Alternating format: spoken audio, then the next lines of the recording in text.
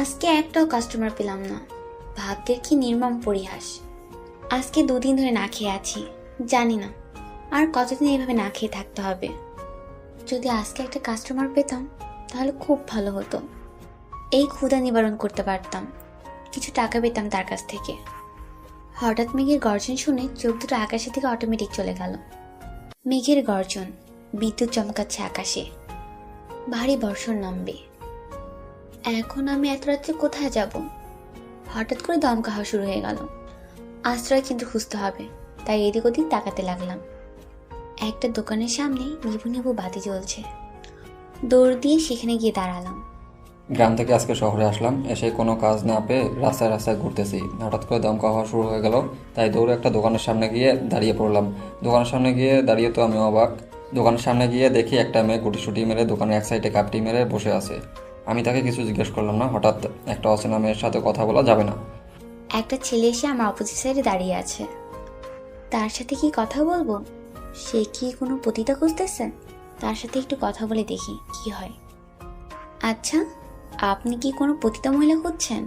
মানে পতিতা মহিলা খুঁজবো কিসের জন্য? আমি আর পতিতা মহিলা দিয়ে কি হয়? যেভাবে কথা বলছিস মনে হয় কিছুই বুঝিস না। পতিতা মহিলাদের দিয়ে কি হয় জানিস না? আজব তো, আপনি এভাবে গায়ে পড়ে কথা বলতেছেন কিসের জন্য? আমি তো বললাম জানি না। তোকে তো দেখে মনে হচ্ছে তুই গ্রাম থেকে এসেছিস। আজকে প্রথম শহরে নাকি? জি, আজকে প্রথম। আমার সাথে যাবি? তোকে বুঝিয়ে দেব পতিতা মহিলাদের দিয়ে কি হয়। কিন্তু তার জন্য আমাকে কিছু টাকা দিতে হবে। আপনাকে আমি টাকা দেবো কিসের জন্য? আর আপনার সাথে আমি কোথাও যাচ্ছি না। চল, তোকে এমন মজা দেব সারা জীবন ভুলতে পারবি না। এসে দেখ একবার, আমার ছপে অনেক মজা পাবি। আপনি কি এসব নোংরা কথা বলতেছেন? বুঝতেছি না। আমি বলতেছি না আমি এরকম খারাপ ছেলে না। চলেন না, আমি কিছুদিন থেকে কিচ্ছু খেতে পারছি না। টাকার জন্য আজ আমি পতিতা। অসুস্থ ছিলাম তাই কাজ করতে পারিনি। আজকে একটু সুস্থ হয়েছি। আমাকে একটু টাকা দিলে ভালো হয়। আপনার যেমন করে খুশি আমাকে ব্যবহার করতে পারেন, সমস্যা নেই, আমি কোনো বাধা দেব না। দেখেন, আমি আপনাকে আপু ডাকতেছি, তাও প্লিজ এরকম নোংরা কথা বলবেন না আমাকে। আমি কোনো উপায় না পেয়ে ছেলেটার কাছে চলে আসলাম আর আমার বুকে থাকা কাপড় সরিয়ে দিলাম। কারণ একটা ছেলেকে দুর্বল করার জন্য মেয়েদের বুকের কাপড় সরিয়ে দেওয়াই যথেষ্ট। এক কথায় শুলে যা কাপড় ছিল সব কিছু খুলে ফেললাম। আমার তো টাকা নিতেই হবে, যেভাবেই হোক। হঠাৎ করে মেয়েটা তার শরীর থেকে কাপড়গুলো ফেলে দিয়ে আমার দিকে এগিয়ে আসতে লাগলো। আমি লজ্জায় চোখ দুটো বদ্ধ করে নিলাম। উনি এসব কি করতেছে? প্লিজ আপনি আপনার কাপড়গুলো পরে নেন, আমার সাথে এরকম করবেন না। আমি আপনাকে কখনোই এইভাবে স্পর্শ করব না। প্লিজ আপনি আপনার কাপড়গুলো পরে নেন। এত সাধু হতে হবে না, একবার স্পর্শ করে দেখ, ভুলতে পারবি না। দেখবি আমার নাম্বার নিয়ে যাবি সঙ্গে করে, আর আমাকে প্রতি রাতে ডাকতে আসবি।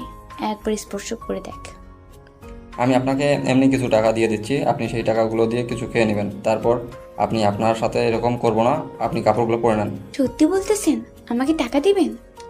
আমি আসলে কিছু খাই না কয়দিন ধরে, তাই আমার মাথা ঠিক নেই। আপনি অনেক ভালো মানুষ। অন্য কেউ হইলেও এতটুক ঝাঁপিয়ে পড়তো আমার শরীরের উপর। আপনি আমার কাছে কিছু টাকা নেন, কিন্তু আমাকে একটু সাহায্য করেন। আমি আজকে প্রথম এসেছি, আর এসেই তো দেখতে পারতেছেন আকাশের কি অবস্থা। এখন ঝড় নামবে হয়তো। আপনি শুধু বলেন কোথায় যাবেন, আমি শহরে অলি গলি সব চিনি। আপনাকে সেখানেই নিয়ে পৌঁছে দেব। আমাকে শুধু থাকার মতো একটা জায়গা খুঁজে দিলেই হবে, আমি কাজ করে বাকিটা চালিয়ে নিতে পারবো। হঠাৎ করে গ্রাম ছেড়ে শহরে আসলেন কেন? শহরে কোনো মানুষ বসবাস করে না, সবাই স্বার্থপর। আমার কথা না হয় পরে শুনবেন, কিন্তু আমি আপনাকে কিছু প্রশ্ন জিজ্ঞেস করতে চাই, উত্তর দিবেন? আমার মতো পতিতা মহিলাকে আবার কিসের প্রশ্ন? আচ্ছা, করেন। আপনি তো দেখতে অনেক সুন্দর একটা মেয়ে, আপনি চাইলে অন্য কোনো কাজ করে খেতে পারতেন। এই লাইনে কিসের জন্য আপনি? ও তার নিজের ইচ্ছা বা শখের বসে এই লাইনে আসে না। আর পিছনে করুণ একটা কাহিনী থাকে।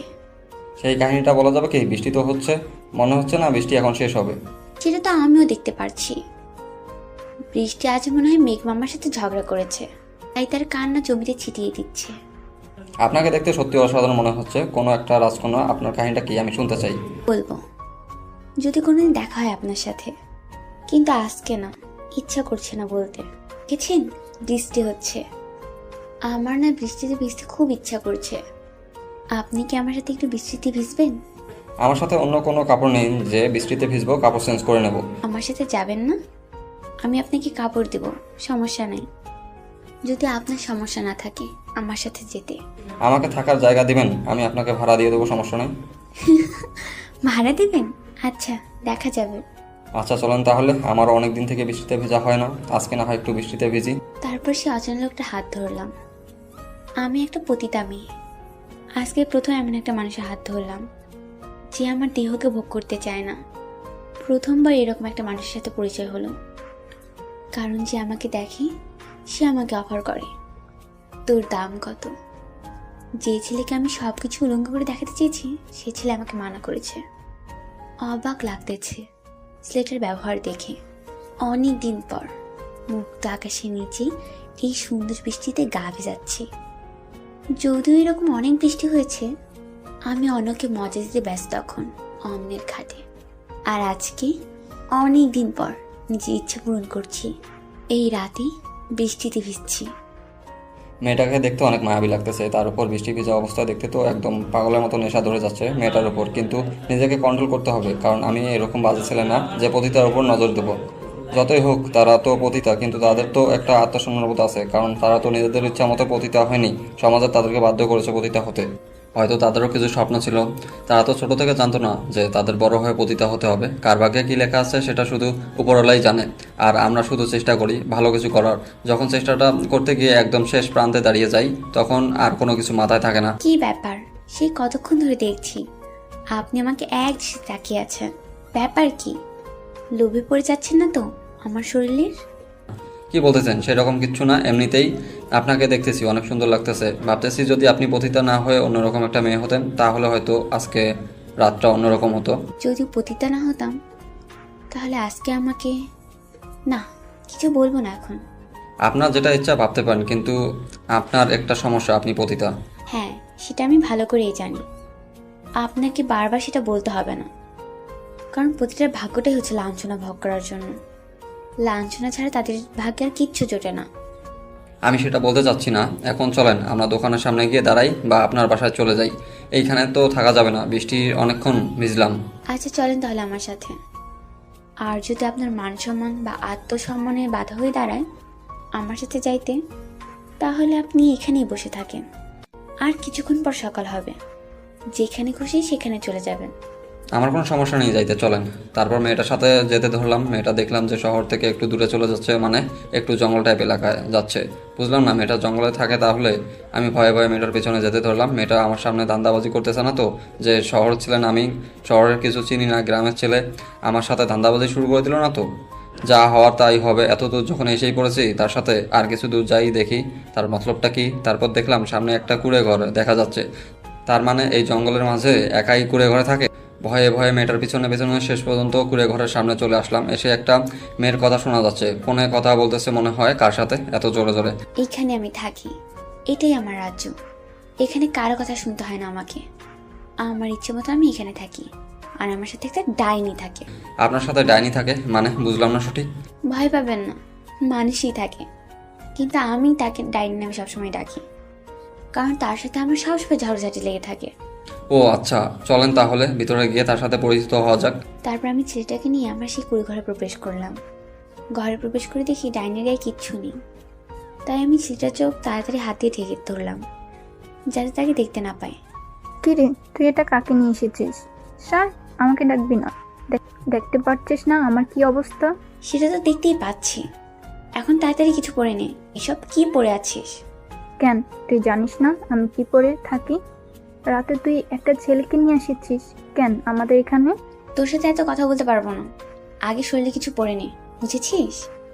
তারপর পরে বাকি কথাগুলো বলা যাবে। তারপর মিমি একটা জামা পরে নিল, আর আমি লোকটাকে ছেড়ে দিলাম। লোকটা একটু লজ্জা পেয়ে বাইরে গিয়ে দাঁড়িয়ে পড়লো। আমি তাকে কিছু বললাম না। সে বাইরে থাকুক, মিমির সাথে আগে কথা বলার দরকার নেই।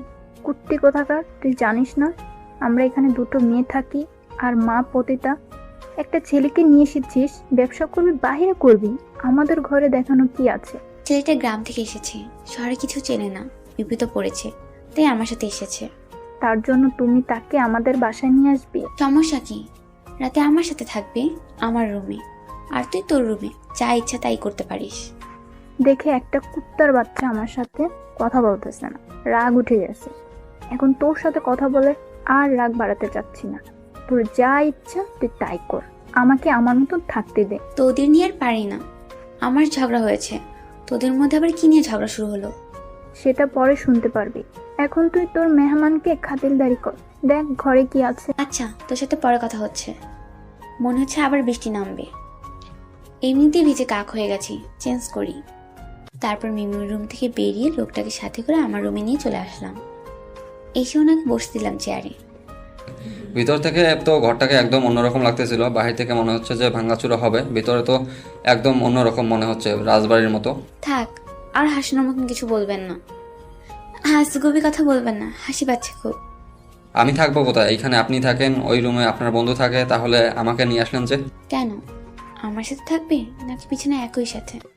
আপনার মাথা ঠিক আছে? কি আজব কথা বলতেছেন আপনি? আপনার সাথে কেন থাকবো আমি? আমি কিভাবে বলবো? এসেছেন যখন থাকার জন্য, যদি না থাকেন তাহলে চলে যাবেন। প্রয়োজন হলে সেটাই করব, দরকার হলে রাস্তায় গিয়ে থাকবো একটা অপরিচিত মেয়ের সাথে। এইভাবে থাকা উচিত না। যা হয়েছে, আপনি এখন বিছানায় থাকবেন, আমি নিচে থাকবো। আমার সাথে থাকতে হবে না, মজা করলাম। টেনশন আর কিছু নেই। আর সকাল হলে দেখতে পারবেন এখানে কি পরিমাণে মজা হয়। আর আমি যাকে ডাইনি বলি তার বয়ফ্রেন্ডের সাথে ঝগড়া হয়েছে। কালকে সকালে হয়তো তাকে গিয়ে আমাকে আনতে হবে। তারপর নাটকটা দেখতে পারবেন কি রকম মজা হয়। তাই নাকি? তারা কি সবসময় ঝগড়া করে নাকি? অনেক ঝগড়া হয় তাদের মধ্যে, কিন্তু কেউ কাউকে ছেড়ে যায় না। আমি মাঝে মাঝে অবাক হয়ে যাই তাদের ঘটনাগুলো দেখে। আপনি এসব কি করতেছেন আমার সামনে? কেন চেঞ্জ করছি, সমস্যা কোথায়? কি চেঞ্জ করবেন, তাও আবার আমার সামনে? সমস্যা নেই তো আমার। আপনার কি কোনো সমস্যা আছে? থাকলে কিছু করার নেই। তারপর লোকটাকে বিছানায় ঠিক করে দিয়ে আমি মেঝেতে একটা চাদর বিছিয়ে একটা বালিশ আর একটা গায়ে দেওয়ার জন্য কাঁথা নিয়ে নিলাম আমার সঙ্গে করে। লোকটাকে দেখতে খুব চিন্তিত মনে হচ্ছে। এটা স্বাভাবিক বিষয়, একটা অচেনা মানুষের বাসায়, তারপর আমি একটা মেয়ে মানুষ। আর আমি তো একটা খারাপ মেয়ে, তার তো একটু টেনশন থাকবেই। আপনার কি কোনো সমস্যা হচ্ছে? যদি কোনো সমস্যা হয় আমার সাথে শেয়ার করবেন, আর যদি আপনার কিছু লাগে তাহলে আমাকে জানাবেন। আমি একদম ঠিক আছি, আমার কোনো সমস্যা হবে না, আমি থাকতে পারবো, আপনি ঘুমিয়ে পড়েন। আমি ঘুমিয়ে পড়বো, আমাকে নিয়ে টেনশন করতে হবে না, আপনিও ঘুমিয়ে পড়েন। আমার যদি আবার কাস্টমার আসে তাহলে তো আমার আবার ঘুম হবে না রাতে। আপনার এই জঙ্গল এলাকায় কে আসবে? তার কি মরণের ভয় নাই? তারা আসতে যাবে কোন দুঃখে? আমার তো টাকার প্রয়োজন, তাই আমাকেই যেতে হবে। তারা তো শুধু ফোন করবে। তাই বলে এত রাত্রে আপনি একজন মেয়ে হয়ে এই জঙ্গলের পথ দিয়ে আবার সেই শহরে যাবেন? এটা অবিশ্বাস্য হচ্ছে না? আমাকে নিয়ে এত আপনাকে ভাবতে হবে না। আপনি আমাকে নিয়ে যত ভাববেন ততই আপনার কাছে আমি খারাপ হয়ে যাব। আর আমি আপনার প্রশ্ন উত্তরগুলো যত দিব ততই আমার জন্য আপনার মনে ঘৃণা তৈরি হবে। তাই প্লিজ আপনি ঘুমিয়ে পড়েন, কালকে সকালে কথা হবে। Good night. আমিও আর মেয়েটাকে কোনো কিছু বললাম না, চুপচাপ শুয়ে পড়লাম। ঘুম ধরবে না জানি, কারণ একটা অচেনা জায়গায় এত সহজে কারোরই ঘুম ধরে না। তার উপর একটা মেয়ের সাথে একটা অন্যরকম মনোভাব থাকবে, তাও ঘুমানোর বিতার চেষ্টা করতেছি। আর বাসার কথা ভাবতেছি, কী ছিলাম আর কি হয়ে আসলাম শহরে, একদম ফকিরের বেশে। ভাগ্যে যেটা ছিল সেটাই হয়েছে আমার সাথে, ভাগ্যকে তো আর পাল্টানো যাবে না। আল্লাহ তাআলার উপর সবসময় ভরসা রাখতে হবে, তিনি যা করবে আমার জীবনের জন্য মঙ্গলের জন্য করবে, কখনো তিনি আমার খারাপ চাইবে না। আমি শুধু তার উপর ভরসা করব, অন্য কারোর উপর না। হঠাৎ করে আজকে আমার কি হয়ে গেল, ঘুম ধরতেছে না। শুধু এই লোকটার কথা ভাবতেছি কেন? আজাইরা, আমার তো এসব চিন্তা ভাবনা করে লাভ নেই, আমার তো পেট বাঁচাতে হবে। কি করব ভেবে পাচ্ছি না। 5-6 দিন থেকে হাতে টাকা নেই, যা ছিল সবকিছু রোগের পিছনে খরচ করেছি। এখন সামনে গুলো চলবো কিভাবে? মিমির কাছে টাকা আছে, কিন্তু চাইবো কিভাবে? তারও তো টাকার অনেক প্রয়োজন। এখন তো ব্যবসা তেমন ভালো না, কি করব ভেবে পাচ্ছি না। যা হয় হবে, এত টেনশন করে কি হবে? এখন ঘুমানোর চেষ্টা করি, কালকে সকালে দেখা যাবে। আর রাত্রে যদি কোনো কাস্টমার আসে তাহলে তার কোনো টেনশন করতে হবে না। সকালে ঘুম ভেঙে গেল, উঠে দেখি মিমির ঘরে দরজা খোলা। ব্যাপার কি, এত সকালে মিমি ঘুম থেকে উঠেছে? নাকি তার হবু স্বামীর সঙ্গে ঝগড়া কোনো অঘটন ঘটালো? এদেরকে নিয়ে আর পারি না, এত জ্বালা যন্ত্রণা সহ্য হয় না। মিমির রুমে গিয়ে দেখি সবকিছু ঠিকঠাক আছে, কিন্তু মিমিকে ঘরে দেখা যাচ্ছে না।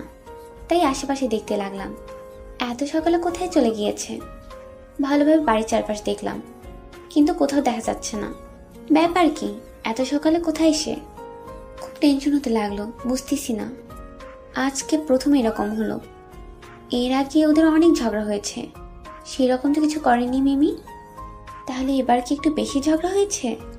তা না হলে এত সকাল সকাল ঘুম থেকে উঠে উধাও হয়ে গেল কেন মিমি? কিরে, এইভাবে উকিঝুঁকি দেয়? কি দেখতেছিস? মনে হচ্ছে অন্যের বাসায় এসেছিস, চোরের মতন এদিক ওদিক তাকাচ্ছিস। ব্যাপার কি কি হয়েছে? শালি, তোকে খুঁজতেছি।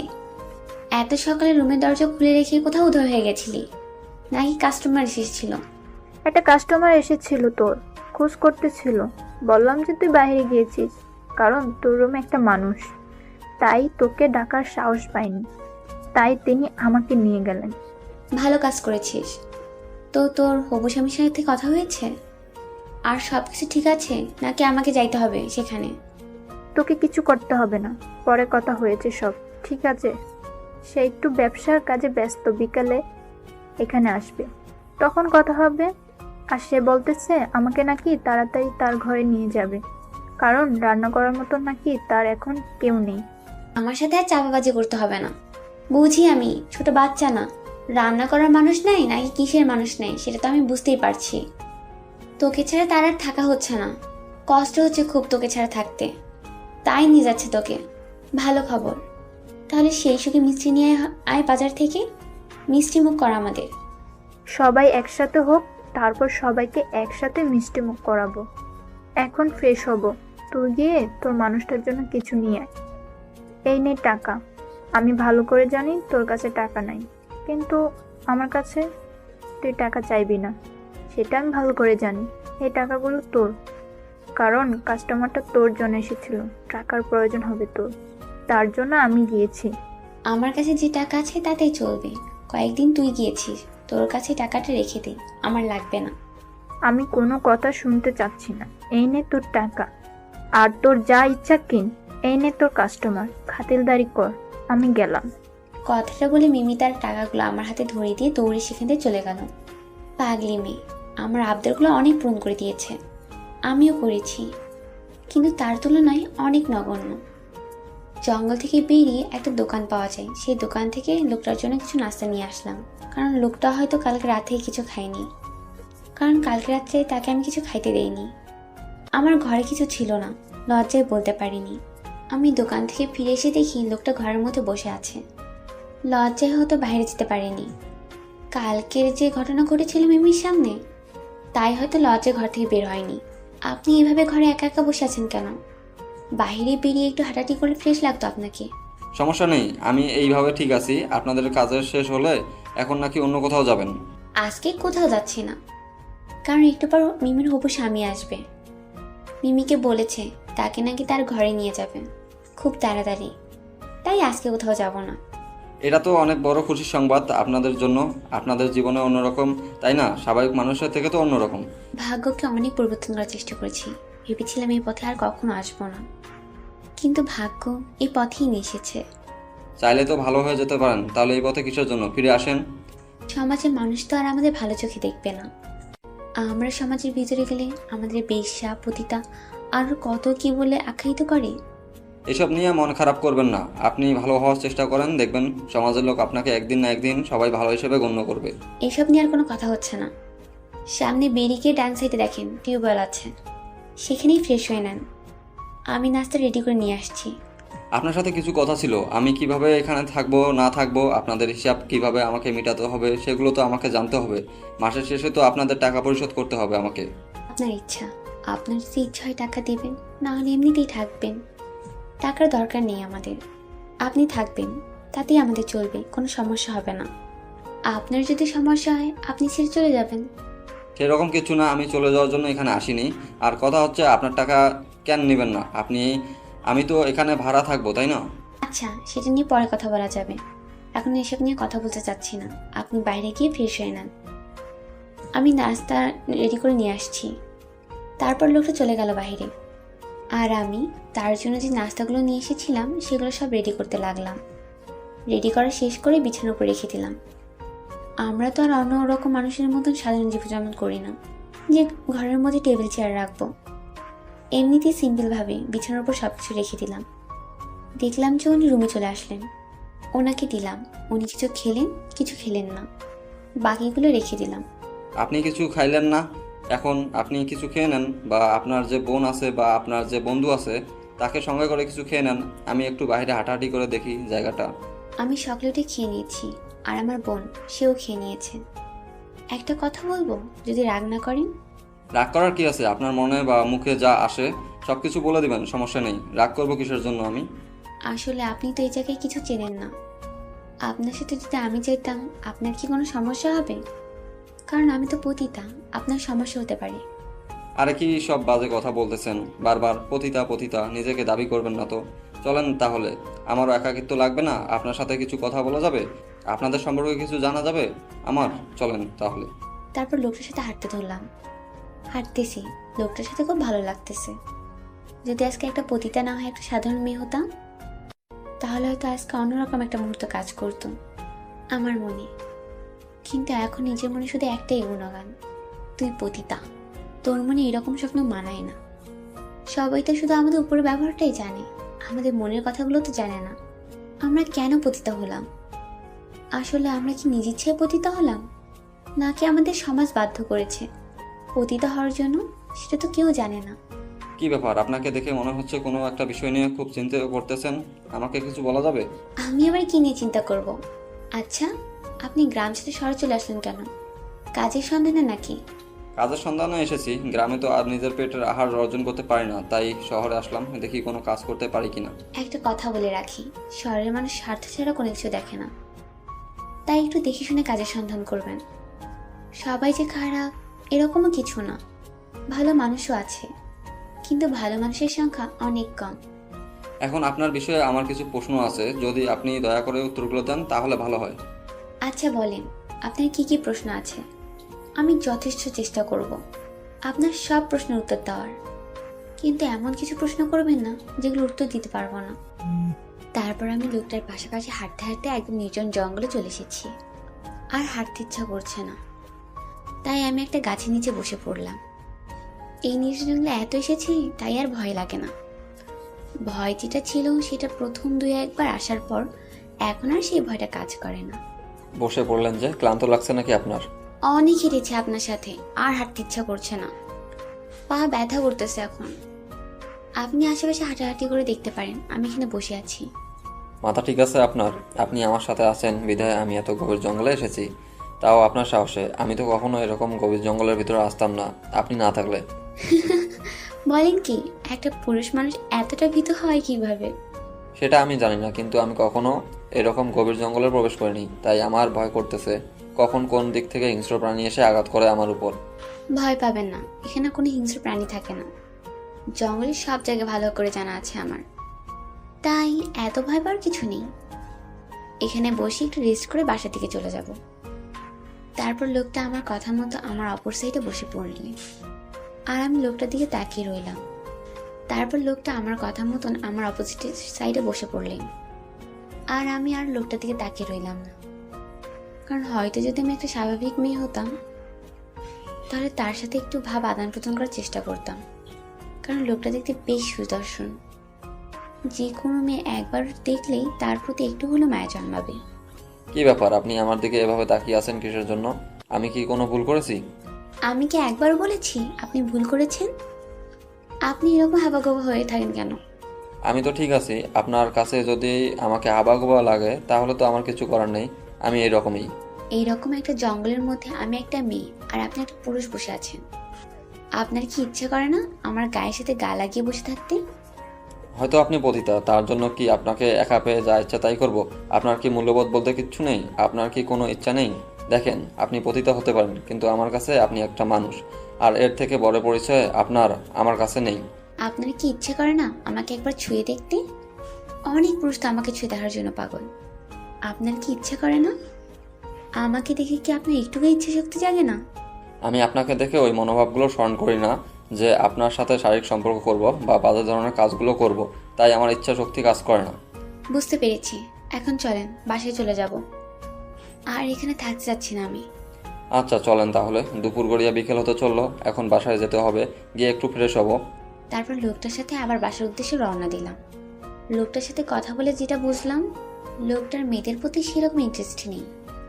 আমি আজ পর্যন্ত এই প্রথম একটা মানুষ দেখলাম যাকে আমি ইচ্ছে করে তার কাছে যেতে চাই, কিন্তু সেই মানুষটা আমাকে দূরে সরিয়ে দেয়।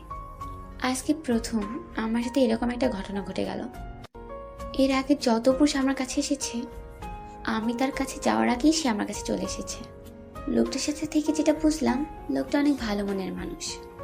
তার সাথে আর বাজে ব্যবহার করা মানায় না, কারণ আমি যতবারই তার কাছে বাজে ব্যবহারের আশা করেছি, তিনি ততবারই তার মনকে শক্ত করে আমাকে বুঝিয়েছেন যে একজন মানুষ ইচ্ছে করে সব কিছু থেকে বিরত থাকতে পারে। তারপর মানুষের সাথে গল্প করতে করতে বাসায় ফিরে আসলাম। বাসায় ফিরে এসে দেখি মিমি ঘরে ফোনে কথা বলছে। মিমি যখন কথা বলে একটু জোরে জোরে কথা বলে। লোকটা কিছুক্ষণ দাঁড়িয়ে থেকে ভিতরে চলে আসলো, আর কি নিয়ে জানি টেনশন করছে। তার মুখ দেখেই বোঝা যাচ্ছে একটু টেনশন আছে লোকটা। কি ব্যাপার, আপনাকে এরকম দেখাচ্ছে কেন? আপনার শরীর ঠিক আছে তো? আসলে আমি এখন গোসল করব, কিন্তু গোসলের পর করবো কি সেটা তো আমি সাথে করে নিয়ে আসিনি। এটা কোনো চিন্তার বিষয় হলো? আমার রুমে অনেক পুরুষের জামা কাপড় আছে, আমার সাথে আসেন, আমি দিচ্ছি। আপনার যেটা পছন্দ হয় আপনি নিয়ে নেন। তারপর আমি মেয়েটার সাথে গেলাম, গিয়ে তো আমি অবাক, এত পুরুষ মানুষের জামা কাপড় এই মেয়ের কাছে। আরে ব্যাপার না, তার কাছে কত মানুষ এসেছে, তার কাছে থাকবেই, এটাই স্বাভাবিক। এখানে অবাক হওয়ার কিছু নেই। আমি সেখানে একটা লুঙ্গি আর একটা গামছা, গায়ে পরার জন্য একটা গেঞ্জি নিয়ে আসলাম গোসল করতে। তারপর লোকটা আমার কাছে থাকা জামা কাপড়ের মধ্যে কিছু জামা কাপড় নিয়ে গোসল করতে চলে গেলেন। আমি ঘরটা গোছাতে লাগলাম। ঘরটা গোছানো শেষ, রান্না করার জন্য রান্নাঘরে চলে আসলাম। কোথায় তুমি? সেই কতক্ষণ ধরে অপেক্ষা করতেছি, তুমি আসবে। এখন তুমি কোথায়? এই তো আমি যাচ্ছি, মাত্র বেরোলাম বাসা থেকে। যাইতে আর কতক্ষণ লাগবে? সর্বোচ্চ 10 মিনিট। রেডি থাকো, আমি যাচ্ছি। তাড়াতাড়ি চলে এসো, অনেকক্ষণ থেকে অপেক্ষা করতেছি তোমার জন্য। কখন আসবে কখন আসবে, আর এখন বলছো তুমি মাত্র বাসা থেকে বের হলে। কি আর করব বল, বাসায় এত কাজ আছে, কাজগুলো শেষ করলাম। তারপর কিছু কাস্টমার এসেছিল, তাদেরকে বিদায় করলাম। তোমার ব্যবসা আর কতদিন চলবে? দাঁড়াও, আমি তো যাচ্ছি, তারপর দেখো তোমার ব্যবসা আমি ছুটাচ্ছি। মেয়েগুলো যদি হাতছাড়া হয়ে যায়, তখন দেখবে আমাকে আর কেউ খোঁজ করবে না। তাই মেয়েগুলোকে হাতে ধরে রেখেছি, বুঝছো? আচ্ছা অনেক হয়েছে, আর কিচ্ছু শুনতে চাই না। তুমি তাড়াতাড়ি এসো, আমি আছি, কোথাও যাব না। তাহলে তাড়াতাড়ি চলে এসো। কেন, তোমার কি কোনো কাস্টমার আছে নাকি? থাকলে যাও, আমি কেনা হবে তা করব তোমার জন্য। আমার এই দেহটার কাস্টমার তো অনেক আছে, তাই না? কিন্তু আমার মনের কাস্টমার যে আসতেছে, তার জন্য তো আমাকে থাকতেই হবে। আচ্ছা, তাহলে তুমি থাকো, আমি যাচ্ছি। বেশিক্ষণ লাগবে না, অল্প কিছুক্ষণের মধ্যে পৌঁছে যাব। আপনার কি রান্না করা শেষ হয়েছে? যদি শেষ হয়ে থাকে তাহলে খাবারগুলো তাড়াতাড়ি নিয়ে আসতেন, আসলে আমার খুব ক্ষুধা লেগেছে। আপনার ভাগ্য কত ভালো দেখেছেন, আমার ভাগ্য কেমনে ভালো হলো? এখানে একটা ফাও কাজের মেয়ে পেয়ে গেলেন, তাই না? আপনাকে তো আর রান্না করতে হবে না। আমি আপনার টাকা দিয়ে দেবো, সমস্যা নাই। কাল সকালের কাজের সন্ধানে বের হব। আপনি তো অনেক খারাপ একটা মানুষ। আমি কি বলেছি আমাকে টাকা দিতে হবে? আমি তো এমনি আপনার সাথে মজা করছিলাম, এখন দেখছি আপনি সিরিয়াসলি নিয়ে নিয়েছেন। কথাটা আমি একটু মজা করে বলেছিলাম, সিরিয়াসলি নেওয়ার কোনো দরকার নেই। আমি সেটা বলতে চাচ্ছি না, আপনি তো আমাকে সাহায্য করছেন, তাই না? আর আপনাকে যে কি বলে ধন্যবাদ দেবো সেই ভাষা আমি খুঁজে পাচ্ছি না। ধন্যবাদ দিতে হবে না, দেখবেন আপনি আমাকে একদিন সাহায্য করবেন। হয়তো আমিও একদিন বিপদে পড়ে আপনার কাছে যেতে পারি। আচ্ছা, সেদিন দেখা যাবে। আপনি কিছু খাইলেন না যে? আমার খুব ক্ষুধা লেগেছিল, তাই রান্নাঘরে বসেই খেয়ে নিয়েছি। আপনি খাওয়া দাওয়া শেষ করে একটু বিশ্রাম করেন, আমি মিমির সাথে একটু কথা বলে আসি। আচ্ছা, আপনার হাতের রান্নার প্রশংসা করতেই হবে। আল্লাহ ভালো জানে আপনার ভিতরে আর কত ধরনের গুণ রয়েছে। আমার ভিতরে নাকি গুণ থাকবে? অনেকে খুশি করে আমার একমাত্র কাজ। সবসময় এই বাজে জিনিসটাকে টেনে আনেন কিসের জন্য? আচ্ছা, আমার ভুলে গেছে, আর কখনো বলবো না আপনার সামনে এগুলো কথা।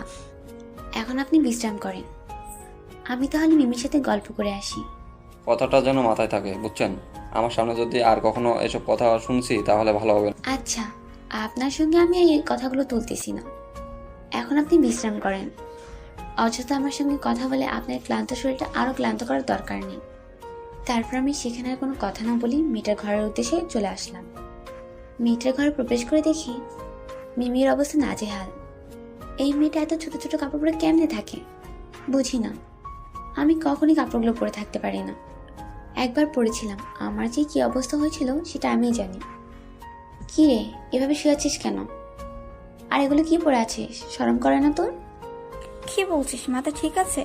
আমাদের পরিচয় ভুলে গিয়েছিস? আমরা এরপরে ওনার স্ত্রী অসুস্থ থাকতো, শারীরিক সমস্যাগুলো থাকতো। হাজি সাহেব আসাতে তার স্ত্রীর অনেকগুলো রোগ ব্যাধি দূর হয়ে যায়। এরপরে ওনার মেজমে একটা ছিল জান্নাত। উনি যখন রাত্রে ঘুমাতো ওনার বালিশের ভিতরে অনেকগুলো টাকা পাওয়া যেত। তো প্রায় বেশ অনেক দিনই অনেকগুলো টাকা পাওয়া যেত। এবং ঘরটা তো কিছু উন্নত ভাব, ওস্তাদজিরও কিছু অন্যরকম উন্নত ভাবের প্রকাশ দেখাতে, তো ওস্তাদজি আবার হাজি সাহেবের প্রতি অনেক সন্তুষ্ট ছিল। জি। তো এবার ঈদের ছুটিতে, মাদ্রাসা ছুটিতে, ওস্তাদজির বাড়ি ছিল চাঁদপুর। উনি এখানেও ওনার মহিলা মাদ্রাসা আছে। তো উনি ছুটি বাড়িতে তার পরিবারকে সবাইকে নিয়ে সেই দেশে বাড়িতে যান বেড়াতে। জি। তো সেই হাজি সাহেব ওস্তাদজি ওইখানকার মসজিদে ঈশার নামাজ পড়ার পরে তার সাথে সাক্ষাৎ হয়। তো ওস্তাদজি অবাক হয়ে যায়, হাজি সাহেব এখানে কেন? উনি তো ঢাকায় আমাদের কাছে বয়স্ক লোকদের সাথে আরবি পড়তে বসে, বা আমার ফ্যামিলিতে ঢাকায় আসে, জি। কিন্তু উনি চাঁদপুরে এই রাত্রে ঈশার নামাজ পড়ে আমার মসজিদে। উনি দেখে খুব খুশি যেমন হন এবং অদ্ভুত হন উনি, যে উনি কি করে আসলো, অবাক হয়ে যায়। তো ওনাকে এই কথা জিজ্ঞেস করেন যে হাজি সাহেব আপনি এখানে কেন? তো উনি বলতেছে আমি সবখানেই যেতে পারি। আচ্ছা। তো সেটা আবার ওস্তাদজি মাথা ভিতরে আনেনি যে উনি কথাটা কেন বলতেছে যে আমি সবখানে যেতে পারি।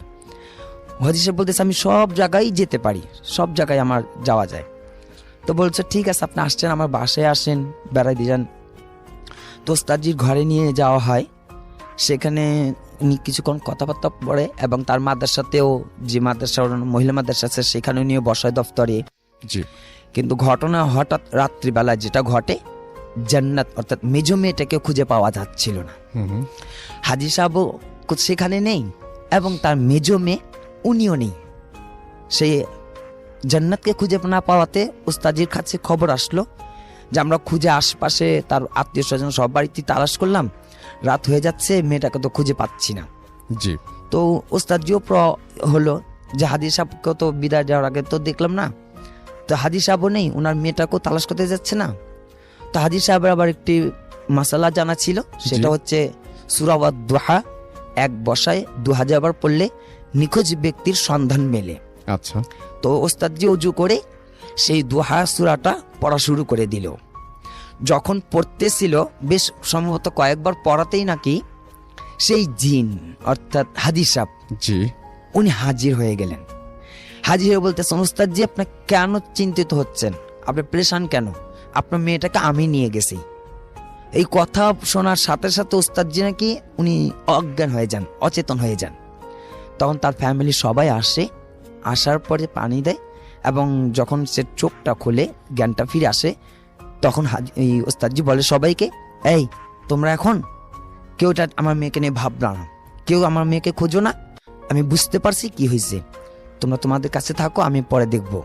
ওস্তাদজি এই শুধু এই কতটুকু বলার পরে রাত্রিতে সে অজু করে মানে 2 রাকাত নামাজ পড়ে আল্লাহ সাহায্য নেন।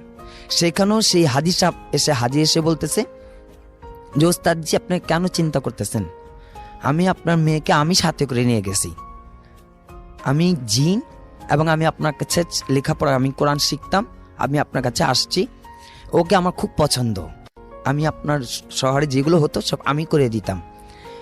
তো বলতেছে আপনি এখন ঢাকায় ফিরে যান, ওই ঢাকা ফিরে গেলে আমি সেইখানে আপনার মেয়েকে ফিরিয়ে দেব। তো ওস্তাদজি বলতেছে এটা কেমন, তুমি অনেক বয়স্ক। তখন জিজ্ঞেস করলো তুমি কার সাথে কিভাবে থাকলা, কি কোথায় আসো? তখন সেই উনি বলতেছে যে আমার নাম রফিকুল্লাহ। সেই জিনটা বলতেছে যে আমার নাম, হ্যাঁ হ্যাঁ, বলতেছে যে রফিকুল্লাহ এবং আমার মাও আমার সাথে থাকে এবং 900 বছর বয়স, উনি অনেক বড় আলেম, অনেক ভাষা জানে। এরপরে উনি বলতেছে আপনি যদি ঢাকা ফিরে যান সেখানে আপনার মেয়েটাকে ফিরিয়ে দেব। তো ওস্তাদজি দিনের বেলাতে কাউকে ওনার পরিবারকে বলেন তোমরা আইসো, আমি এখন ঢাকা চলে যাই। উনি ঢাকায় আসেন, আসার পর ওনার মাদ্রাসাতে খুলে যখন আসেন তখন রাত্রিবেলা তার মেয়েকে ছাদ উপরে দিয়ে যাওয়া হয়। তো কিন্তু তার ওস্তাদজির কাছে একটা অনুরোধ সেটা থাকে যে এই মেয়েটাকে বিবাহ দেওয়া যাবে না। আচ্ছা। যে আপনি মেয়েটাকে বিবাহ দিতে পারবেন না কোথাও, এবং আমাকে এর কাছ থেকে আলাদাও করতে পারবেন না, আমি ওর সাথে সব সময় থাকবো, একে ছাড়বো না কোনো দিনও। তো ওস্তাদজি আমাকে ডাকাইছিল, যে ওস্তাদজি ডাকাইছে, আমি ওনার কাছে কিতাবও পড়ছি, উনি আমারও শিক্ষক। সেই ওস্তাদজি আমাকে নিয়ে বসাইলে বলল যে দেখ বাবা এরকম এরকম সমস্যা পড়ে গেছি, তুমি একটু কথা বলো এবং দেখো কি করা যায়। তো আমরা তার সাথে কথা বলি, তো উনি একটি কথাই আর কি আমাদের কাছে অনুরোধ রাখে যে আমি জান্নাতকে কোনোদিন হারাবো না, আমি জান্নাতকে কোনোদিন ছাড়বো না, আমি জান্নাতের সাথেই থাকবো এবং ওকে বিবাহ দেওয়া যাবে না, আমি ওর কোনো ক্ষতি করব না, ও যেভাবে আছে সেভাবে ঠিক থাকবে, কিন্তু ওকে কোনোদিন বিবাহ দেওয়া যাবে না। তা আমি পরবর্তীতে বলছি ঠিক আছে এখন আপনি চলতে থাকেন, যেহেতু আপনি একটি বয়স্ক জিন, খুব বৃদ্ধ, আর ও তো এখনো অল্প বয়সের একটা মেয়ে, বলছে কোনো সমস্যা নেই, আমি ওর কোনো ক্ষতি করতে যাব না। ভাই এই ঘটনাটা এটাই ছিল আমার। Thank you so much, thank you আপনার ঘটনার জন্য। আমরা আপনাকে অনেক ধন্যবাদ। আমরা চলে যাব একটু ফুর্তি, রেডিও ফুর্তির পেজটাতে, এবং সেইখানে আমরা দেখতে পাচ্ছি যে অনেকেই আমাদেরকে লিখছেন। আমি একটু আগে যে আমাদের ভূত এফএমের পেজটা রয়েছে সেখান থেকে পড়ছিলাম, এবং এই মুহূর্তে দেখতে পাচ্ছি আমাদের এইখানে অনেকে আছেন। রেজওয়ান রৌয়া আমাদের সঙ্গে আছেন, রাজশাহী থেকে শুনছেন তিনি।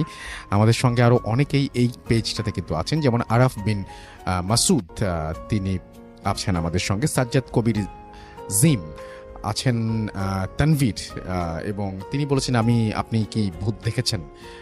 আমরা তো জানি ভূত বলে কিছু নেই, ভূত বলে কিছু নেই, সেই প্রশ্নের উত্তর আমি দিব না, তবে ভয় বলে কিছু আছে এটা তো বিশ্বাস করেন, মানে নাকি ভয়ও আপনার লাগে না, তাহলে অবশ্য কিছু বলার নেই।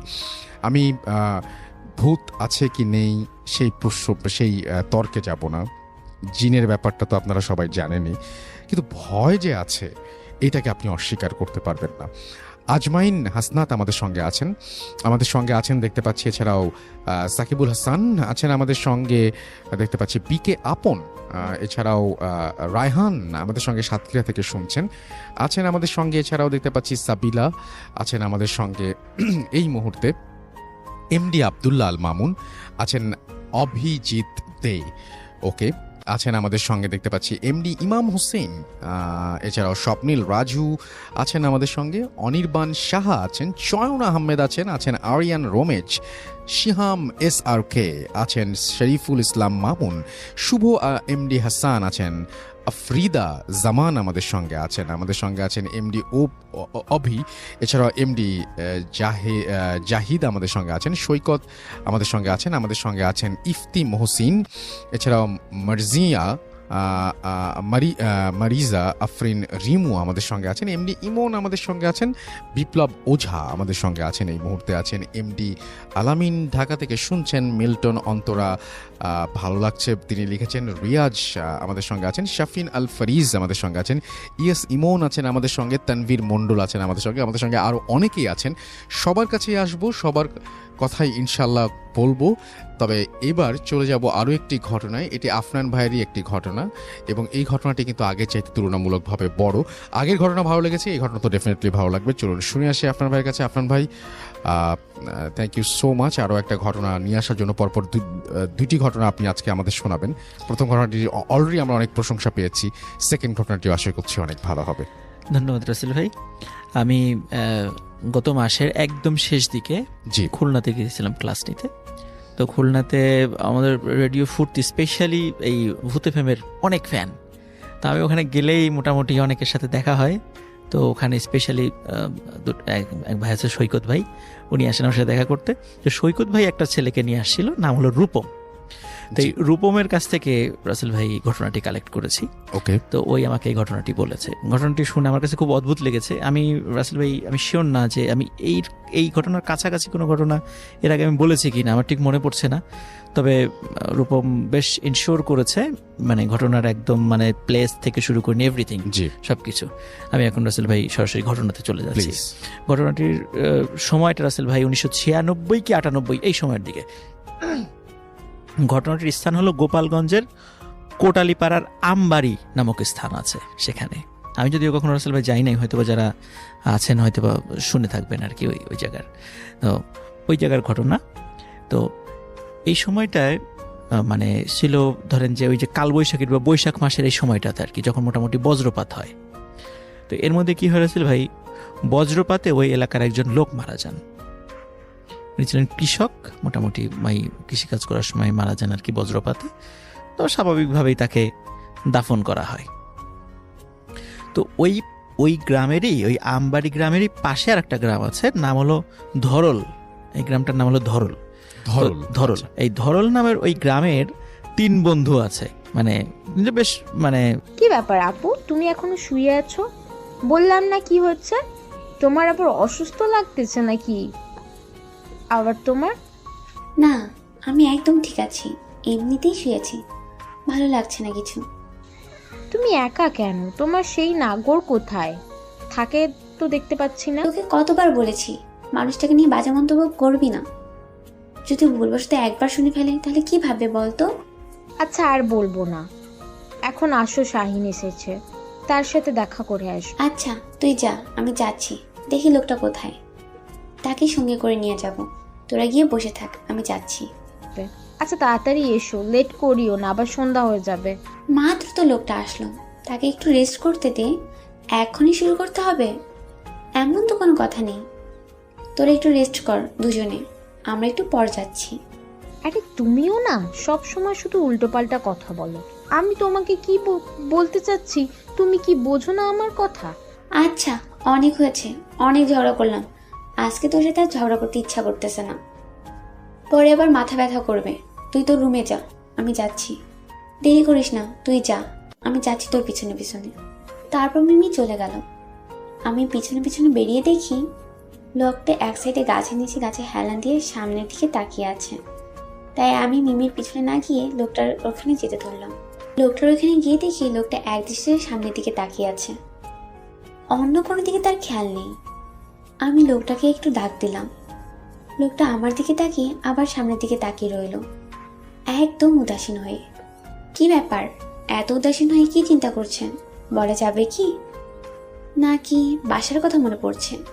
সেরকম কিছু না, ভাবতেছি কালকে তো কাজের সন্ধানে বের হব, কিন্তু কি কাজ করব না করব ভেবে পাচ্ছি না।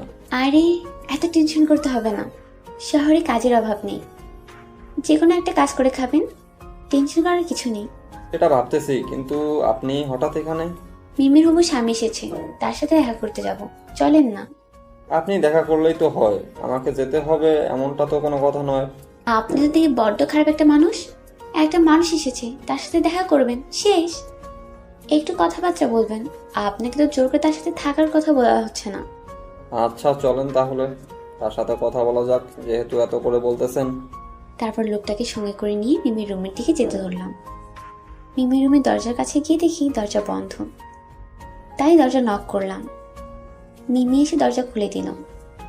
দরজা খুলে দেওয়ার পর দেখি অবাক করা কাণ্ড ঘটে গেছে রুমের ভিতরে। এসব কি রুমের ভিতরে মিমি? এসব কি হচ্ছে এখানে? এগুলো কি? শাহিন আমাদের জন্য এনেছে, তুই এত রাগ দেখাচ্ছিস কিসের জন্য? এগুলো তো আমাদের কাজে লাগে তাই না? তাই বলে এই অবৈধ জিনিসগুলো আমরা ব্যবহার করব কিসের জন্য? এগুলো ব্যবহার করলে তো নিজের শরীরের ক্ষতি তাই না? আর যে আমাদের সাথে মিশবে তার শরীরেরও ক্ষতি, তাহলে আমরা এসব ব্যবহার করব কেন বল? আরে ধীরে কথা বল, এত জোরে কথা বলতেছিস কিসের জন্য বুঝতেছি না। দেখ মিমি, আমি কোনো কথা বলতে চাচ্ছি না এই বিষয়টা নিয়ে, তুই এগুলো এখন বাইরে নিয়ে গিয়ে ফেলে দিবি, না হলে কিন্তু আমি এখানে আর এক মুহূর্ত থাকবো না। আচ্ছা আমি বাইরে গিয়ে ফেলে দিচ্ছি, তাও তুই নিজেকে কন্ট্রোল কর, এগুলো ব্যবহার করব না, আর তাকে আমি নিষেধ করে দিচ্ছি। আপু আমার ভুল হয়ে গেছে, আর আমি কখনোই এইগুলার ব্যবসা করব না। আজকের পর থেকে তাও আপনি নিজেকে কন্ট্রোল করুন। তুমি জানা সত্ত্বেও কিভাবে এই জিনিসগুলো আমাদের এখানে নিয়ে আসো শুনি? আমার ভুল হয়ে গিয়েছে আপু, আর আমি এসব কখনো ব্যবহার করব না, আর কাউকে করতেও দেব না। আমাকে মাফ করে দেন এইবারের মতো। আচ্ছা সেটা না হয় বুঝলাম, কিন্তু তুমি আজকে এসেছো কত দিন পর, তোমার জন্য আমরা কত কিছু আয়োজন করলাম, আর তুমি এসে এইসব কাহিনী শুরু করে দিয়েছো। আমার ভাবতেই খারাপ লাগতেছে বিষয়টা। আপু বললাম তো ভুল হয়ে গিয়েছে, আর এরকম হবে না, মাফ করে দেন আমাকে, আর কখনোই আমি এসব জিনিসে হাত দিব না। আচ্ছা ভালো কথা, তাহলে তুমি এখন রেস্ট করো, আমরা একটু বাইরে বসে গল্প করতেছি, রেস্ট করা শেষ হলে সবাই একসাথে রাতের খাবার খাবো। এদের কোনো কথাই বুঝতেছি না, আমি চুপচাপ দাঁড়িয়ে আছি। আমি শুধু তাদের পার্সোনাল বিষয়টা নিয়ে কথা বলতেছে, আমি তো এই বিষয়ে কিছু জানি না। গ্রামের ক্ষেত মার্কা ছেলে একটা, আর এই বিষয়ে জেনে কি করব আমি? তাই আমি কোনো কথা বললাম না, চুপচাপ দাঁড়িয়ে রইলাম। ছেলেটাকে দেখতে বেশি ভালো লাগতেছে না আমার। তাদের কাছে ভালো লাগবে, কারণ তারা তো সবাই এক লাইনের, তাই তাদের কাছে তারা ভালো, কিন্তু আমার কাছে মোটেও ভালো লাগতেছে না ছেলেটাকে। কি করব?